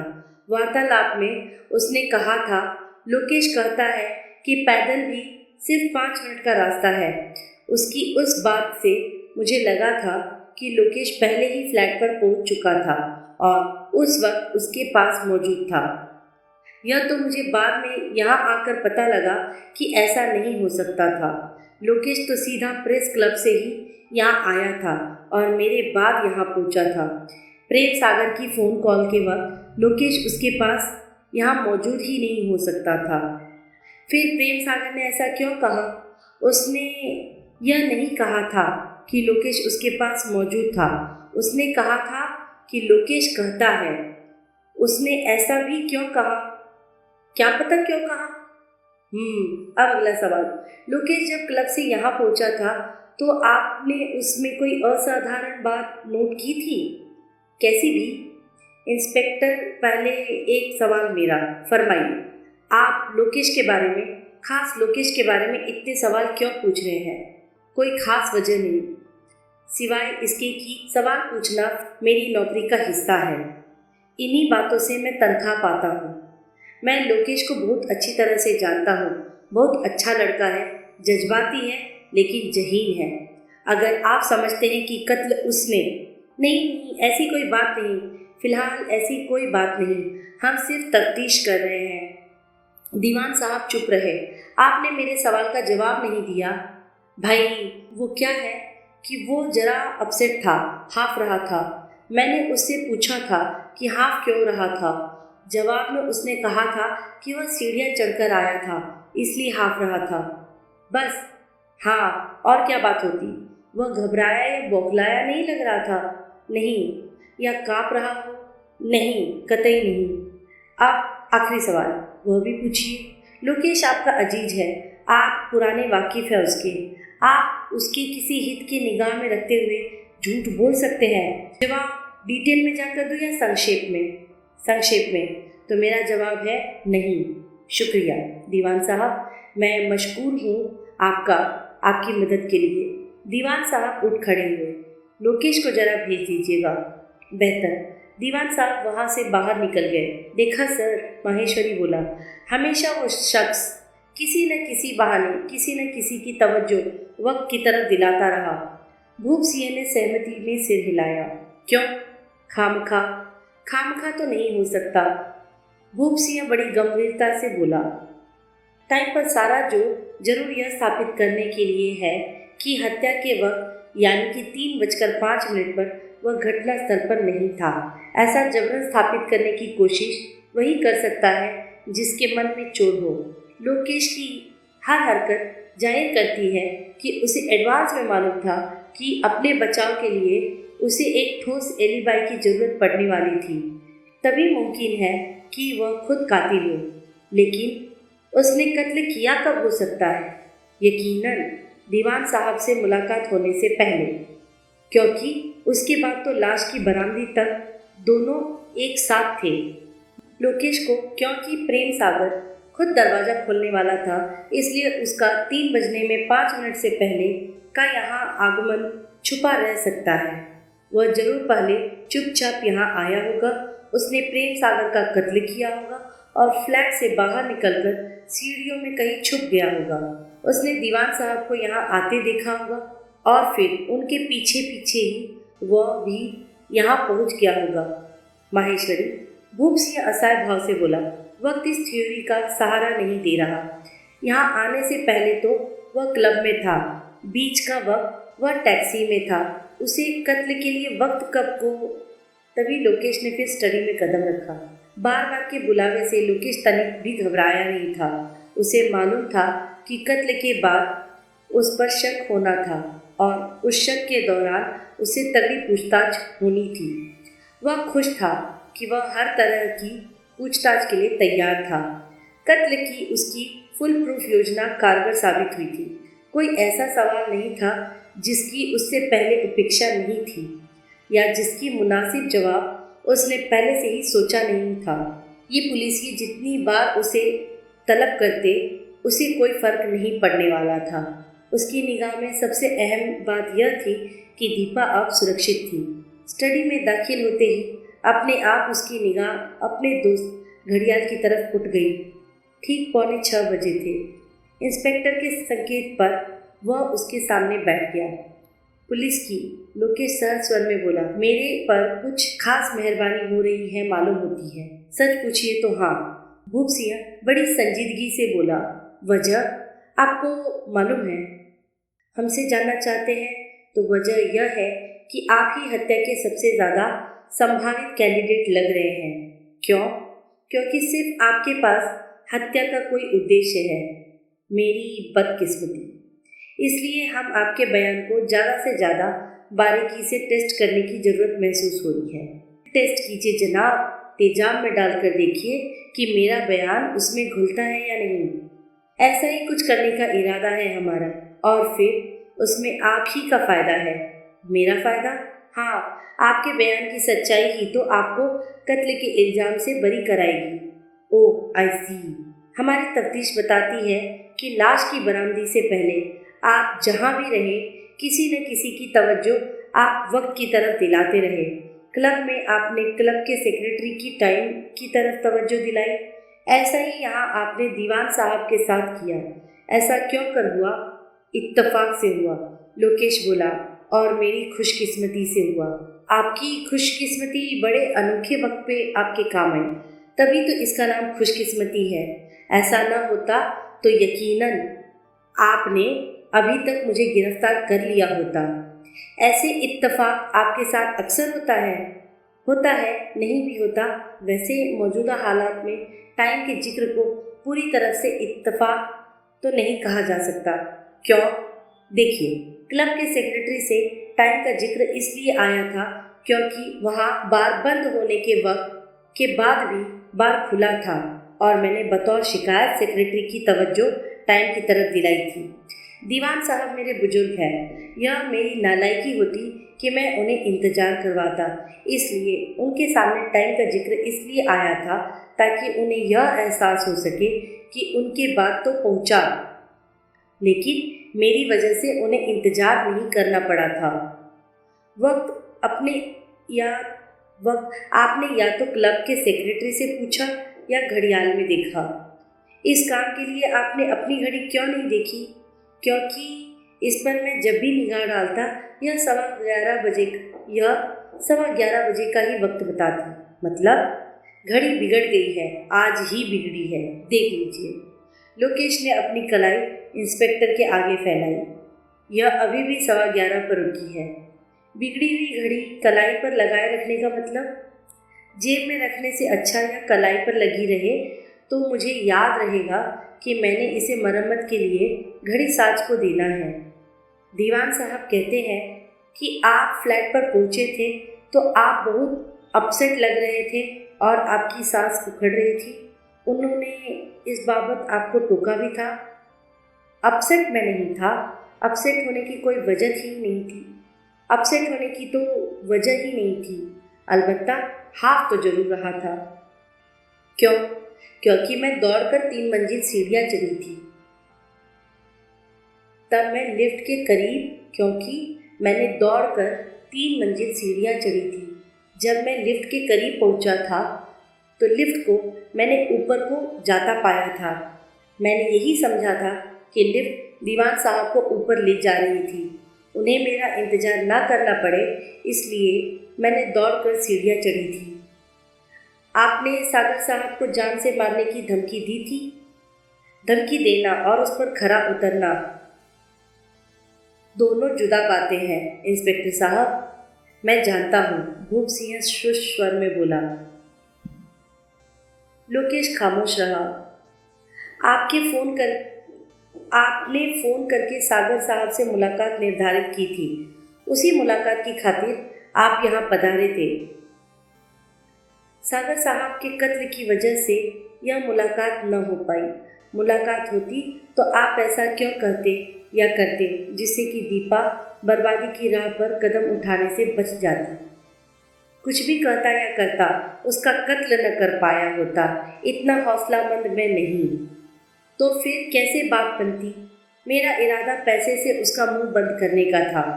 पैसे से? पैसा कहाँ है आपके पास? पैसा आपके पास होता तो कहानी पहले ही ख़त्म न हो जाती। मैं उनसे पैसे की अदायगी का वादा कर सकता था। एक मुफलिस का ऐसा वादा वे मान लेते। मैं उन्हें किसी की गारंटी दिलवा सकता था। यूँ बात शायद ना बनती, लेकिन और कोई चारा भी तो नहीं था मेरे पास। मैंने ऐसा इंतजाम किया था कि दीवान साहब यहाँ मौजूद हों। दीवान साहब आपकी हर मूवमेंट के गवाह हैं। आपने ऐसा इंतजाम किया था कि दीवान साहब यहाँ मौजूद हों। दीवान साहब आपकी हर मूवमेंट के गवाह हैं और बहुत पक्के, बहुत भरोसे के गवाह हैं। इसे भी मैं इत्तेफाक मानूं या आपकी खुशकिस्मती कि ऐसा महत्वपूर्ण गवाह ऐन वक्त ज़रूरत पर आपको हासिल था। पहले तो लोकेश सकपकाया, फिर उसके दिमाग में बिजली सी कौंधी। इंस्पेक्टर साहब, दीवान साहब मेरे गवाह नहीं, मेरे जामीन थे।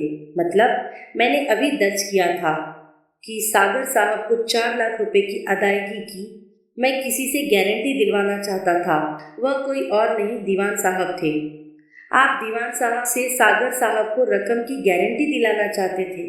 हाँ, लेकिन दीवान साहब तो कहते हैं कि उन्हें यही नहीं मालूम था कि उन्हें यहाँ बुलाया क्यों गया था। उन्हें इस बाबत मैंने एडवांस में इसलिए नहीं बताया था क्योंकि मुझे डर था कि कहीं वे बहाना बनाकर बात को टाल न जाए। उनके यहाँ पहुँच जाने के बाद मैं एकाएक उनके सामने यह दरखास्त रखता तो उनके पिघल जाने की संभावना ज़्यादा थी। आपके पास हर सवाल का नपा तुला बड़ा चौकस जवाब मौजूद है मिस्टर भार्गव। लोकेश चुप रहा। खैर, आइए अब एक नया सवाल ट्राई करते हैं। आपने कहा था कि क्योंकि 4 बजे सागर साहब की ट्रेन छूटती थी इसलिए आपको यहाँ पहुँचने की जल्दी थी और इसलिए आपने क्लब से यहाँ तक का मामूली फासला टैक्सी से तय किया। हाँ, आपको कैसे मालूम था कि सागर साहब ने 4 बजे की गाड़ी पकड़नी थी? ऐसा उन्होंने फ़ोन पर कहा था? नहीं, तो फिर आपको कैसे मालूम हुआ? सागर साहब तो आपके आगमन पर यहाँ मरे पड़े पाए गए थे। मैंने रेलवे इंक्वायरी का नंबर मिलाकर बम्बई की गाड़ी की रवानगी का वक्त पूछा था। बहरहाल जब आप यहाँ 3 बजने में 5 मिनट पर पहुँचे थे तो वह यहाँ आज की तारीख का आपका पहला फेरा था। आप पहले एक बार यहाँ आकर जान ही चुके थे? हरगिज भी नहीं। हबीब का ऐसा ख्याल क्यों है? उसका ख्याल गलत है। मैं एक ही बार यहाँ आया था 3 बजने में 5 मिनट पर, क्लब से सीधा। जब सागर साहब ने दीवान साहब को फ़ोन किया था उस वक्त आप सागर साहब के पास नहीं थे। सवाल ही नहीं पैदा होता। नहीं थे? भूप सिंह ने जिद की। नहीं। तो फिर सागर साहब ने फ़ोन पर दीवान साहब को यह क्यों कहा कि लोकेश कहता है कि पैदल सिर्फ 5 मिनट का रास्ता है? इससे तो यही लगता है कि आप सागर साहब के साथ थे और आपने उसी क्षण सागर साहब को यह बात सुझाई थी। लोकेश का दिल लर्जा। अपने दिल के भाव अपने चेहरे पर प्रकट होने से रोके रखना उसे बहुत कठिन काम लगने लगा। भूप सिंह अपलक उसे देख रहा था और उसके जवाब की प्रतीक्षा कर रहा था। लोकेश जानता था कि जवाब में की देरी शक का वायरस बन सकती है। यह बात मैंने लोकेश अपने स्वर को भरसक संतुलित रखता हुआ बोला। सागर साहब से फ़ोन पर बात करते समय उन्हें सुझाई थी। सागर साहब ने जरूर फ़ोन पर मेरे से हुई बात का हवाला दीवान साहब को दिया होगा। ऊपर से लोकेश संतुलित था, लेकिन मन ही मन वह महसूस कर रहा था कि चूहे बिल्ली का खेल अब किसी भी क्षण उसे तोड़ कर रख सकता है। ऊपर से वह इंस्पेक्टर इतना काया था कि उसके व्यवहार से यह पता नहीं लगता था कि कौन सा जवाब उसे जचा था और कौन सा नहीं जचा था। इस लिहाज से तो भूप सिंह बोला, सागर साहब के दीवान साहब को फ़ोन करने से पहले आपने सागर साहब को फ़ोन किया होगा। जाहिर है, लोकेश बोला। जाहिर नहीं है। हाँ, यहाँ ना में जवाब दीजिए हरबर साहब। हाँ, लोकेश कठिन स्वर में बोला। पता नहीं अब यह इंस्पेक्टर किस फिराक में था। तो फिर बराए मेहरबानी यह बताइए। भूप सिंह तनिक आगे को झुककर उसे घूरता हुआ बोला कि फिर दीवान साहब आपसे पहले यहाँ कैसे पहुँच गए? लोकेश का दिल जोर से उछला। क्या मतलब?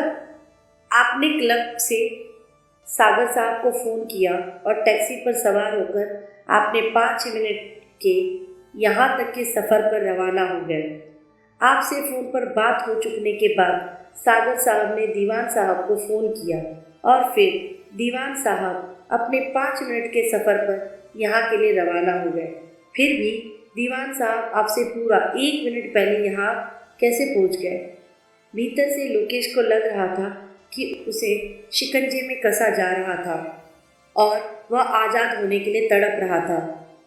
सागर साहब को फ़ोन करने के बाद एकाएक उसे जवाब सूझ गया। एक फ़ोन मैंने और किया था, बावजूद इसके कि आपको सागर साहब से मिलने की बहुत जल्दी थी, आपको और फ़ोन करने के लिए वहाँ अटके रहना सूझा। मुलाकात की वो जल्दी उस दूसरी फ़ोन कॉल के बाद पैदा हुई थी इंस्पेक्टर साहब। जी, वो दूसरी फ़ोन कॉल मैंने रेलवे इंक्वायरी को की थी, जो तभी मुझे सागर साहब की गाड़ी के छूटने का वक्त मालूम हुआ था। तभी मैंने यह निर्णय किया था कि एक क्षण भी बर्बाद किए बिना मुझे सागर साहब से मिलने पहुंच जाना चाहिए था। तभी मैंने टैक्सी बुलवाई थी। कितनी ही देर भूप सिंह के मुंह से बोल न फूटा। वाकई? फिर वह बोला, आपके पास हर सवाल का जवाब है। लोकेश खामोश रहा। आप हमें और कुछ बताना चाहते हो? मैंने क्या बताना है? मैं तो जो कुछ जानता था आपको कई बार बता चुका हूँ। आप ही बताइए, आप मेरे से कुछ और पूछना चाहते हैं? नहीं, फिलहाल नहीं। फिलहाल? अभी भी फिलहाल? भूप सिंह ने असहाय भाव से कंधे झटकाए और बड़े खेदपूर्ण ढंग से मुस्कुराया। ठीक है, लोकेश उठता हुआ बोला, ऐसा ही सही। असुविधा के लिए हमें खेद है। वो तो होगा ही। वह वहाँ से विदा हो गया। अब स्टडी का दरवाज़ा फिर से बंद हो गया तो भूप सिंह अपने माथर की तरफ घूमा। आप बोलिए सर, माहेश्वरी खोखले स्वर में बोला। मैं भी क्या बोलूं।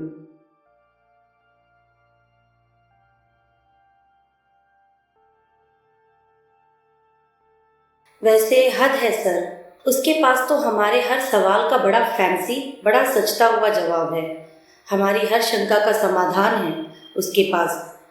पट्टा फंस ही नहीं रहा किसी तरीके से। क्या पता वो सच ही बोल रहा हो।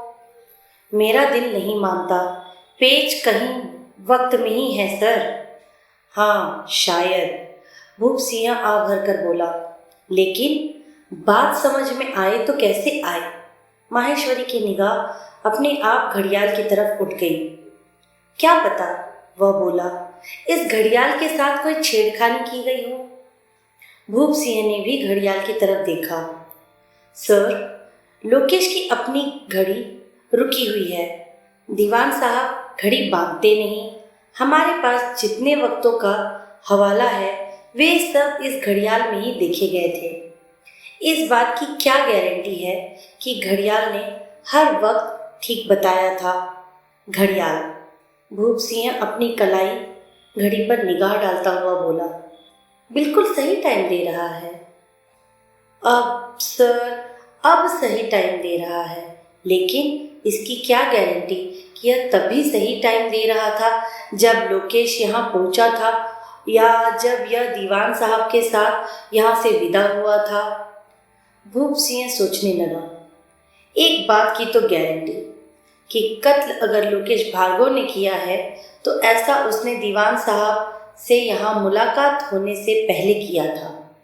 क्या पता लोकेश घड़ी में अपना कोई खास पसंदीदा वक्त सिर्फ दीवान साहब को दिखाने के लिए बजाने में कामयाब हो गया हो।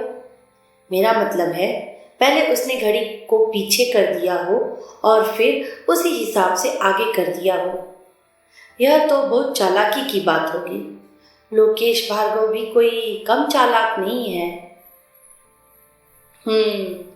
इस सारे केस का एक ही हल है सर, कि इस घड़ियाल के साथ कोई छेड़खानी की गई है तो इसे साबित कैसे किया जाए।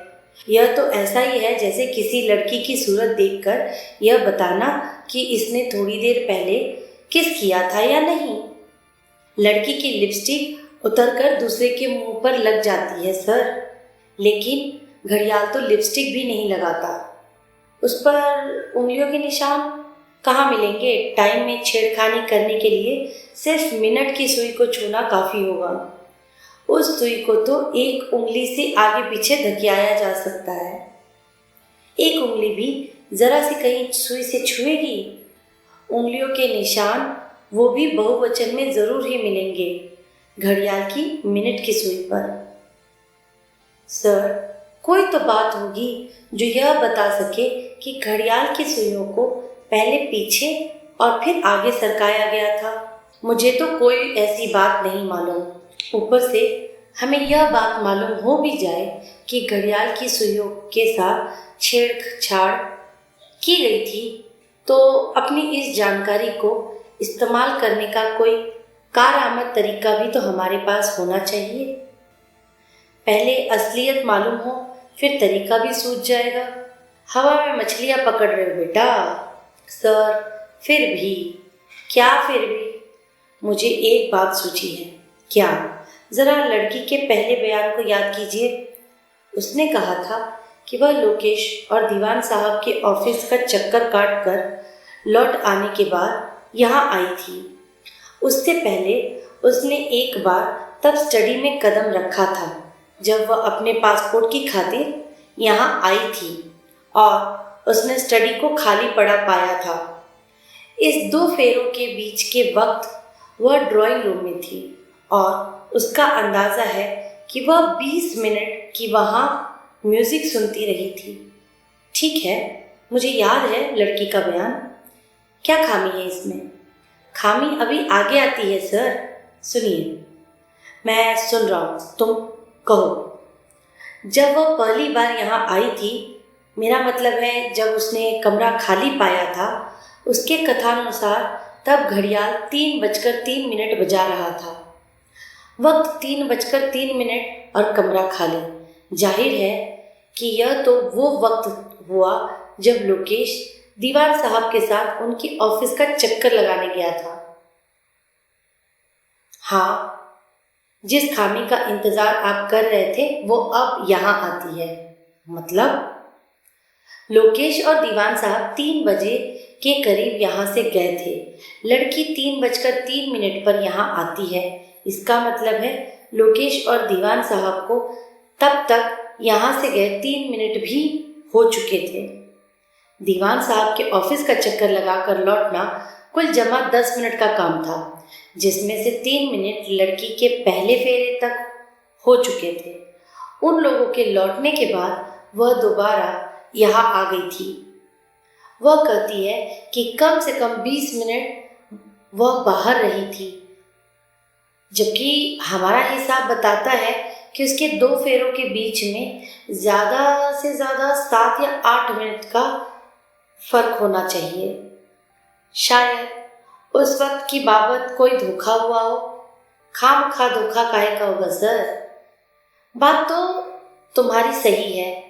हर बात लोकेश की सहूलियत के लिए ही भला कैसे हो सकती है? हम यह मानकर चलते हैं कि लड़की को वक्त का धोखा नहीं हुआ। इस लिहाज से उन दोनों की यहाँ से गैर हाजिरी के दौरान लड़की यहाँ आई नहीं हो सकती। वह बहुत पहले संभवतः दीवान साहब और लोकेश के आगमन से भी पहले यहाँ आई थी।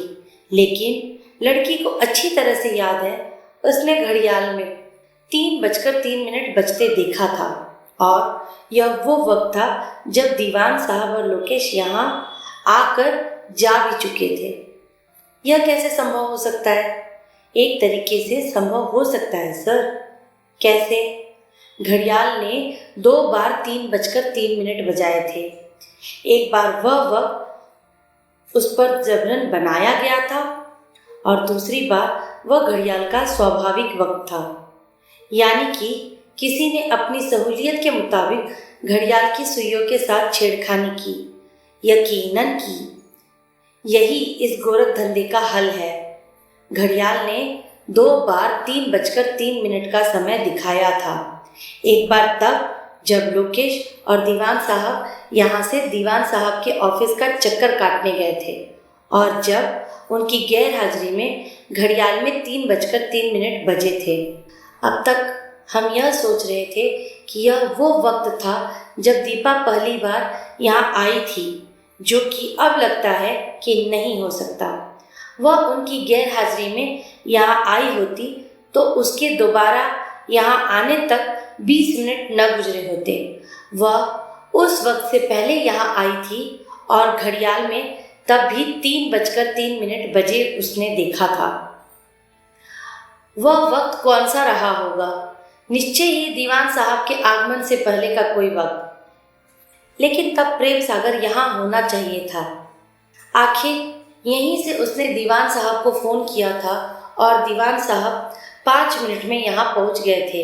एग्जैक्टली सर, प्रेम सागर को तब यहाँ होना चाहिए था। घड़ियाल ने 2 बार 3:03 बजाए थे। एक बार वह वक्त उस पर जबरन बनाया गया था और दूसरी बार वह घड़ियाल का स्वाभाविक वक्त था, यानी कि किसी ने अपनी सहूलियत के मुताबिक घड़ियाल की सुइयों के साथ छेड़खानी की। यकीनन की यही इस गोरख धंधे का हल है। घड़ियाल ने 2 बार 3:03 का समय दिखाया था। एक बार तब जब लोकेश और दीवान साहब यहाँ से दीवान साहब के ऑफिस का चक्कर काटने गए थे और जब उनकी गैर हाजिरी में घड़ियाल में 3:03 बजे थे। अब तक हम सोच रहे थे कि यह वो वक्त था जब दीपा पहली बार यहाँ आई थी, जो कि अब लगता है कि नहीं हो सकता। वह उनकी गैर हाजिरी में यहाँ आई होती तो उसके दोबारा यहाँ आने तक 20 मिनट न गुजरे होते। वह उस वक्त से पहले यहाँ आई थी और घड़ियाल में तब भी 3:03 बजे उसने देखा था। वह वक्त कौन सा रहा होगा? निश्चय ही दीवान साहब के आगमन से पहले का कोई वक्त। लेकिन तब प्रेम सागर यहाँ होना चाहिए था। आखिर यहीं से दीवान साहब को फ़ोन किया गया था और दीवान साहब 5 मिनट में यहाँ पहुँच गए थे। एग्जैक्टली सर, प्रेम साहब को तब यहाँ होना चाहिए था, लेकिन वह नहीं था। तब कमरा खाली था। क्या इसी से साबित नहीं होता कि प्रेम सागर तब बेडरूम में मरा पड़ा था? घड़ियाल तब 3:03 दिखा रहा था। इससे सिद्ध होता है कि हत्यारे को अभी तक घड़ियाल के टाइम में हेरा फेरी करने का मौका नहीं मिल पाया था, लेकिन हेरा फेरी हुई थी। वह हेरा फेरी करके गया था, वरना दीवान साहब के आगमन के वक्त घड़ियाल अभी से भी कम वक्त न दिखा रहा होता और हत्यारा वह हेरा फेरी करने के लिए वहां मौजूद था। कहाँ? ऐसी एक ही जगह मुमकिन है, बेडरूम में लाश के साथ। जी हाँ, वहीं वह कत्ल कर चुकने के बाद एकाएक स्टडी में पहुंच गई। दीपक के लौट जाने का इंतजार कर रहा था। फिर जब लड़की चली गई तो वह बाहर निकला। उसने घड़ी को पीछे किया ताकि वह दोबारा 3:03 बजाने को तैयार हो सके और फ्लैट से बाहर निकल गया। Lokesh, why not? यानी कि अगर हम यह साबित कर सके कि लड़की का स्टडी में पहला फेरा जिस 3:03 पर लगा था उस वक्त दीवान साहब के आगमन से पहले का था, न कि बाद में का, तो यह साबित हुआ मान सकते हैं कि घड़ियाल के साथ छेड़खानी की गई थी। Yes sir. फिर लोकेश की एलिबाई तो सिर्फ घड़ियाल के वक्त पर निर्भर है, वक्त से उड़ जाएगी। लेकिन हम यह साबित कैसे कर सकेंगे? साबित होगा। मैं लड़की को फिर बुलाता हूँ। माफ़ कीजिएगा मैडम, भूप सिंह सहज स्वर में बोला। एक छोटी सी बात आपसे पूछनी भूल गई थी। पूछिए, दीपा तीक्ष्ण स्वर में बोली। आपने कहा था कि जब आप अपने पासपोर्ट के बारे में सागर साहब से पूछने के लिए यहाँ आई थी तो उस वक्त इस घड़ियाल में 3:03 हुए थे, दुरुस्त? जी हाँ। जरा याद कीजिए कि आपने यही कहा था। करना क्या था मैंने कमरा खाली पाया था। यह सोचकर कि वे शायद बेडरूम में हो, मैंने सागर साहब को एकाध आवाज़ लगाई ऊंचे स्वर में, जो कि मैं बेडरूम में सुनाई दे सके। हाँ, मैंने बेडरूम के दरवाजे पर दस्तक भी दी थी, लेकिन कोई जवाब नहीं मिला था। तब मुझे नहीं मालूम था, लेकिन अब मैं जानती हूँ कि वे तो तभी बेडरूम में ही मरे पड़े थे। फिर मुझे पासपोर्ट मेज पर पड़ा दिखाई दे गया था। मैं पासपोर्ट के लिए यहाँ आई थी। मैंने पासपोर्ट उठाया और यहाँ से चली गई। बेडरूम से जवाब न मिलने पर आपने उस वक्त क्या सोचा था? उस वक्त तो मैंने यही सोचा था कि सागर या तो टॉयलेट में होंगे या कोई और ज़रूरी काम कर रहे होंगे। पासपोर्ट मिल जाने के बाद, क्योंकि मैंने आवाज़ देकर यह कहा था पासपोर्ट मेज पर पड़ा मिल गया है, मैं इसे लेकर जा रही हूँ, तो उन्होंने दरवाज़ा खोलना बेईमानी समझा होगा। तब एक ख्याल यह भी मेरे मन में आया था कि शायद वे वहाँ थे ही नहीं। वो किस लिए? क्योंकि यह लोकेश के वहाँ से विदा होने का भी वक्त था।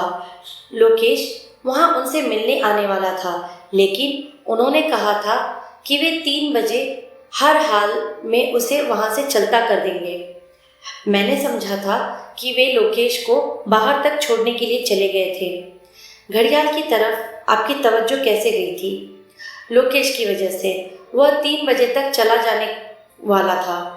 टाइम की तरफ मेरा ध्यान यही जानने के लिए गया था कि मैं उसके चले जाने के वक्त से पहले तो यहाँ नहीं आ गई थी।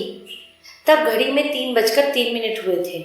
हाँ, आपको ठीक से याद है कि पासपोर्ट की बाबत यही फिक्रा कहा था। पासपोर्ट मेज पर पड़ा मिल गया है, मैं इसे लेकर जा रही हूँ।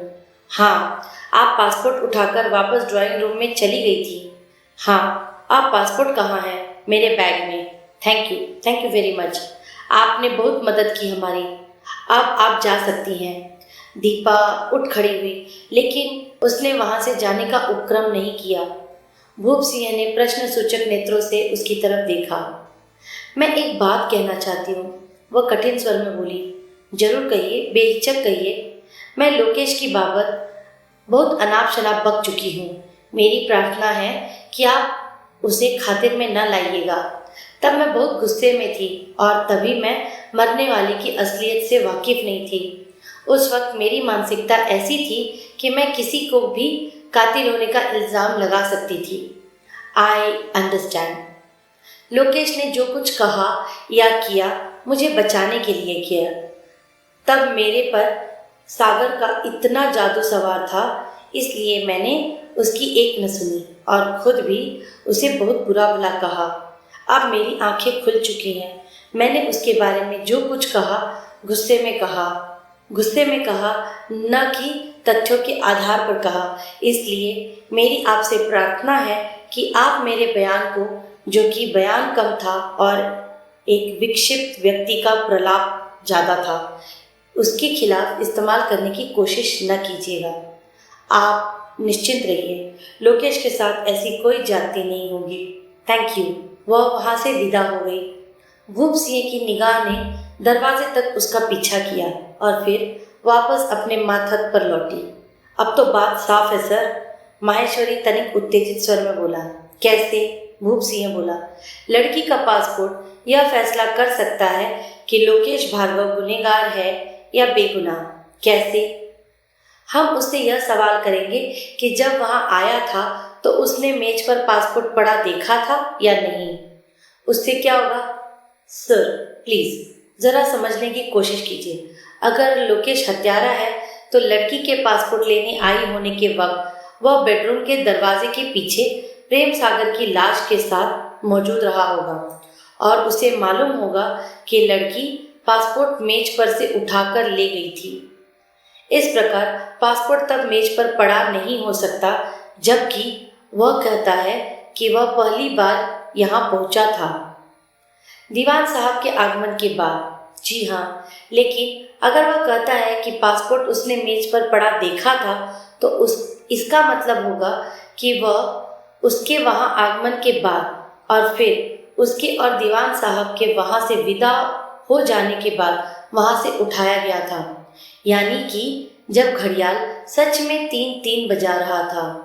इसका मतलब यह होगा कि घड़ियाल के साथ कोई छेड़खानी नहीं हुई थी और इसकी एलिबाई चौकस थी। यानी कि अगर वह कहता है कि अपने आगमन पर उसने पासपोर्ट मेज पर पड़ा नहीं देखा था तो वह गुनहगार है। अगर वह कहता है कि उसने पासपोर्ट मेज पर पड़ा देखा था तो वह बेगुनाह है। जी हाँ, ठीक है, बुलाओ उसे। लोकेश फिर इंस्पेक्टर के सामने पेश हुआ। इस बार वह बहुत ज़्यादा थका मांदा और टूटा हुआ लग रहा था। हाँ तो भार्गव साहब, भूप सिंह बोला, आपका कहना है कि आप सागर साहब से आज इसलिए मिलने आए थे ताकि आप उन्हें मना कर सके कि वे दीपा शाही को अपने साथ लेकर पहले बम्बई और फिर दुबई ना जाए।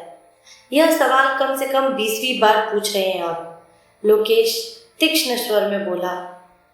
जब इतनी बार यह सवाल पूछा जा चुका है तो एक बार और सही।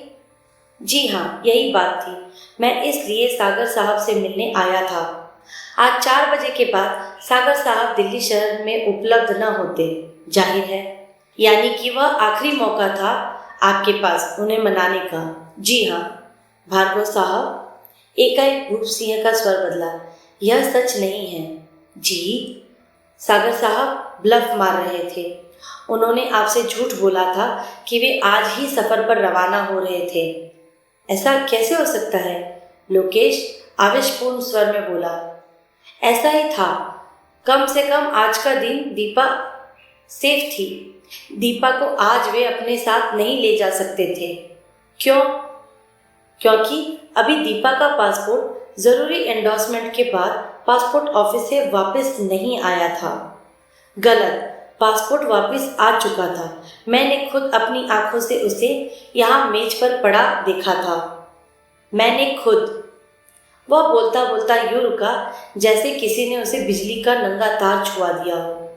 एक अजीब सी नाकाबिले बर्दाश्त सनसनी एड़ी से चोटी तक उसके जिस्म में दौड़ गई।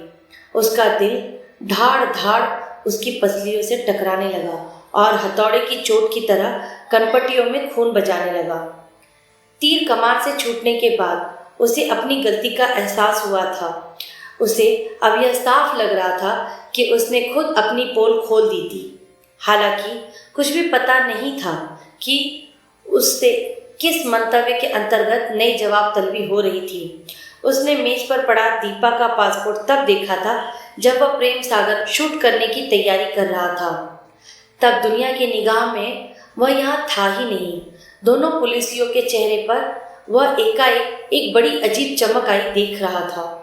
जरूर पासपोर्ट वहाँ देखा होने की हामी ने उनकी निगाहों में उसे हत्यारा साबित कर दिया था, लेकिन हकीकतन दोनों पुलिसियों का इस बात की तरफ ध्यान ही नहीं था कि लोकेश बोलता बोलता बीच में रुक गया था। सुना माहेश्वरी, भूप सिंह कह रहा था। सुना भार्गव साहब ने क्या कहा?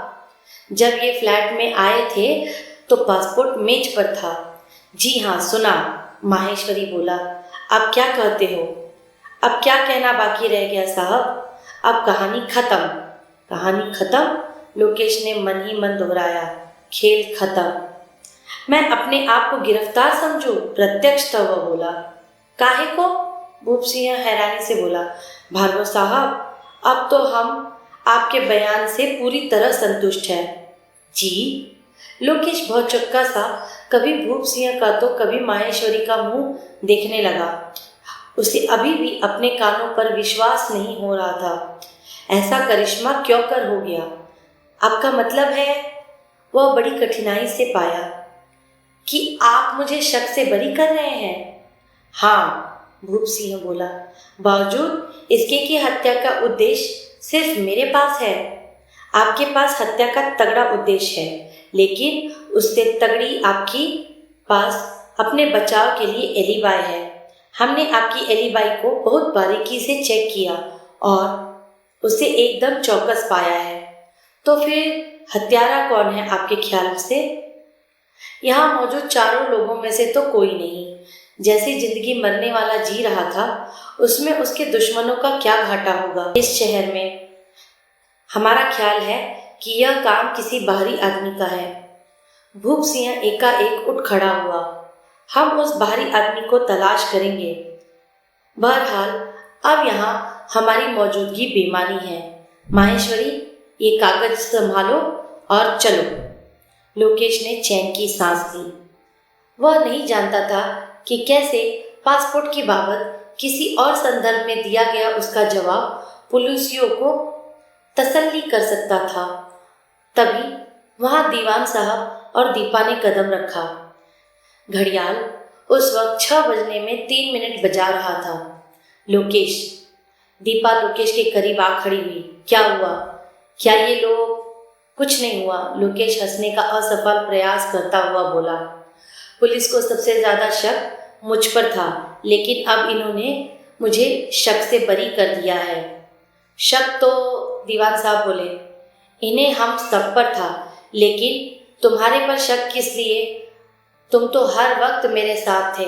तुम्हारे पर शक करना तो नादानी है। नादानी वाली कोई बात नहीं जनाब, भूप सिंह बोला। शक भी खामखा नहीं होती। शक की भी हमेशा कोई बुनियाद होती है। हमें हर बात की तफ्तीश बड़े गौर से, बड़ी जिम्मेदारी से करनी पड़ती है। आप लोगों पर क्या, हमें तो इस घड़ियाल पर भी शक था।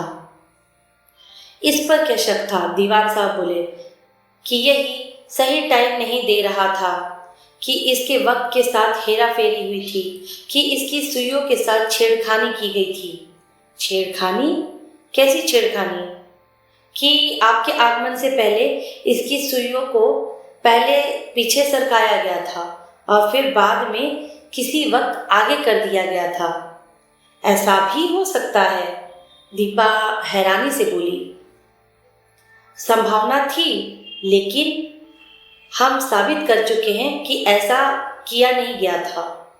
ओह, सहयोग के लिए शुक्रिया साहबान। मैं तो चलूं? दीवान साहब जल्दी से बोले। दफ्तर में मेरे क्लाइंट मेरा इंतजार करते करते रोने लगे होंगे। जाकर उनके आंसू पोंछूं। वक्त बर्बाद हो गया यहाँ। Thank you inspector. Goodbye Deepa. See you Lokesh.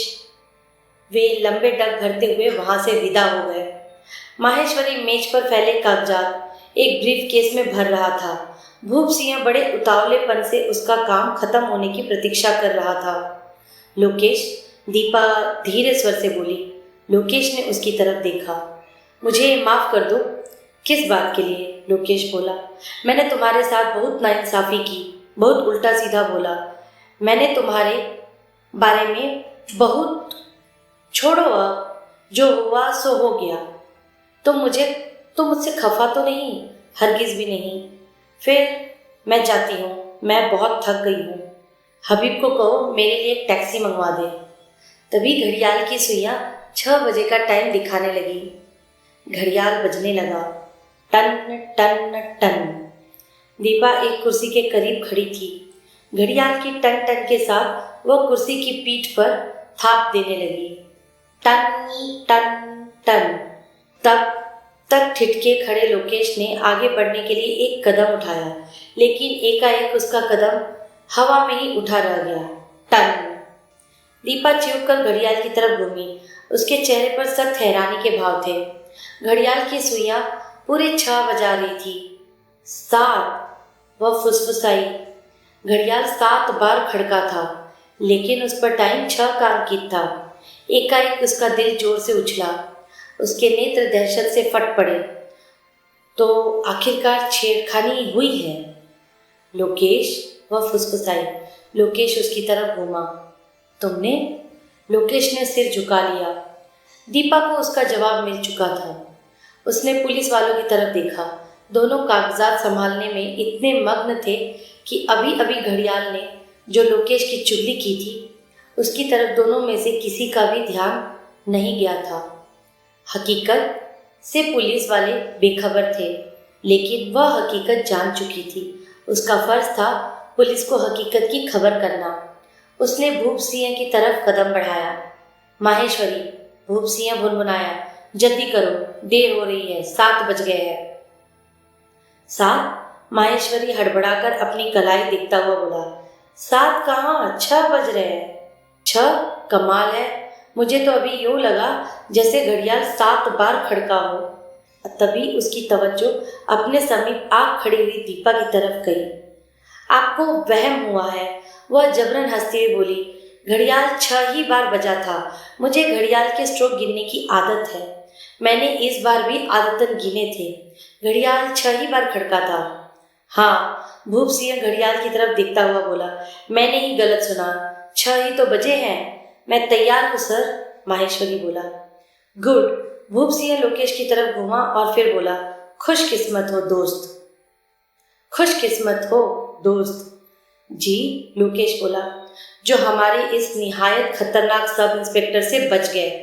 इससे बड़ी मायूसी है कि तुम्हें यहाँ हथकड़ियाँ डालकर अपने साथ नहीं ले जा रहा। इसका बस चलता तो यह भी तुम्हें साथ लेकर ही जाता।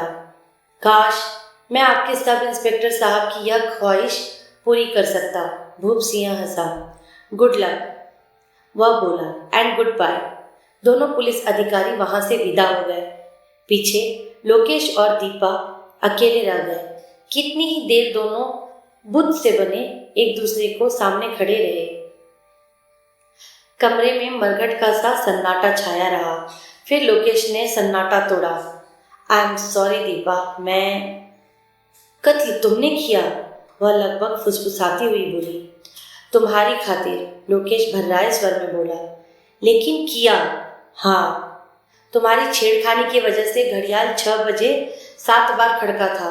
हाँ, ऐसा 4 और 5 बजे भी हुआ था, जबकि 4 बजे वह 5 बार खड़का होगा और 5 बजे वह 6 बार खड़का। लेकिन जाहिर है कि पुलिसियों की इस तरफ तवज्जो नहीं गई थी। जितनी बार घड़ियाल खड़का होगा, उन्होंने वही टाइम मान लिया होगा।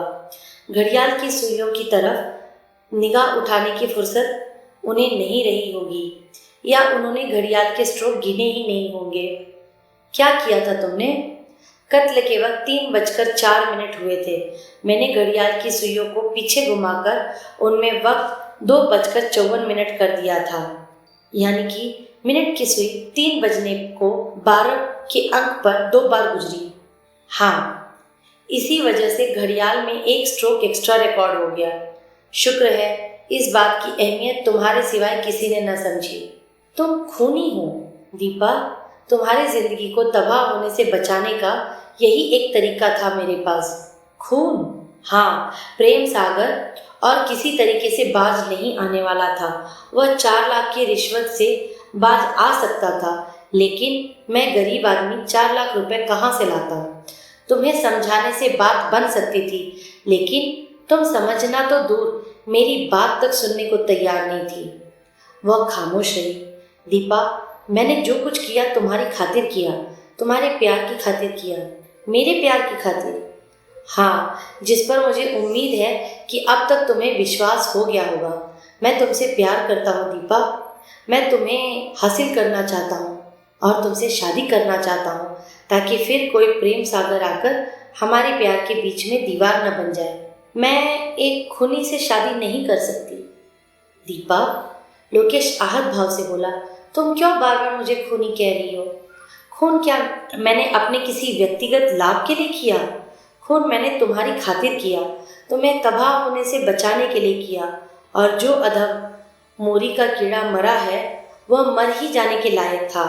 मैं अपनी कल्पना एक खूनी के पत्नी के तौर पर नहीं कर सकती। कौन जानता है मैं खूनी हूँ? मैं जानती हूँ, हमेशा जानती रहूँगी, कभी ना भूल पाऊँगी। हर रात तुम्हारे पहलू में लेटते वक्त मुझे यही अंदेशा रहेगा कि अभी तुमने मेरा गला दबाया कि दबाया। दीपा, लोकेश के मुंह से कराह से निकली। नहीं लोकेश, तुम्हारा मेरा साथ अब मुमकिन नहीं।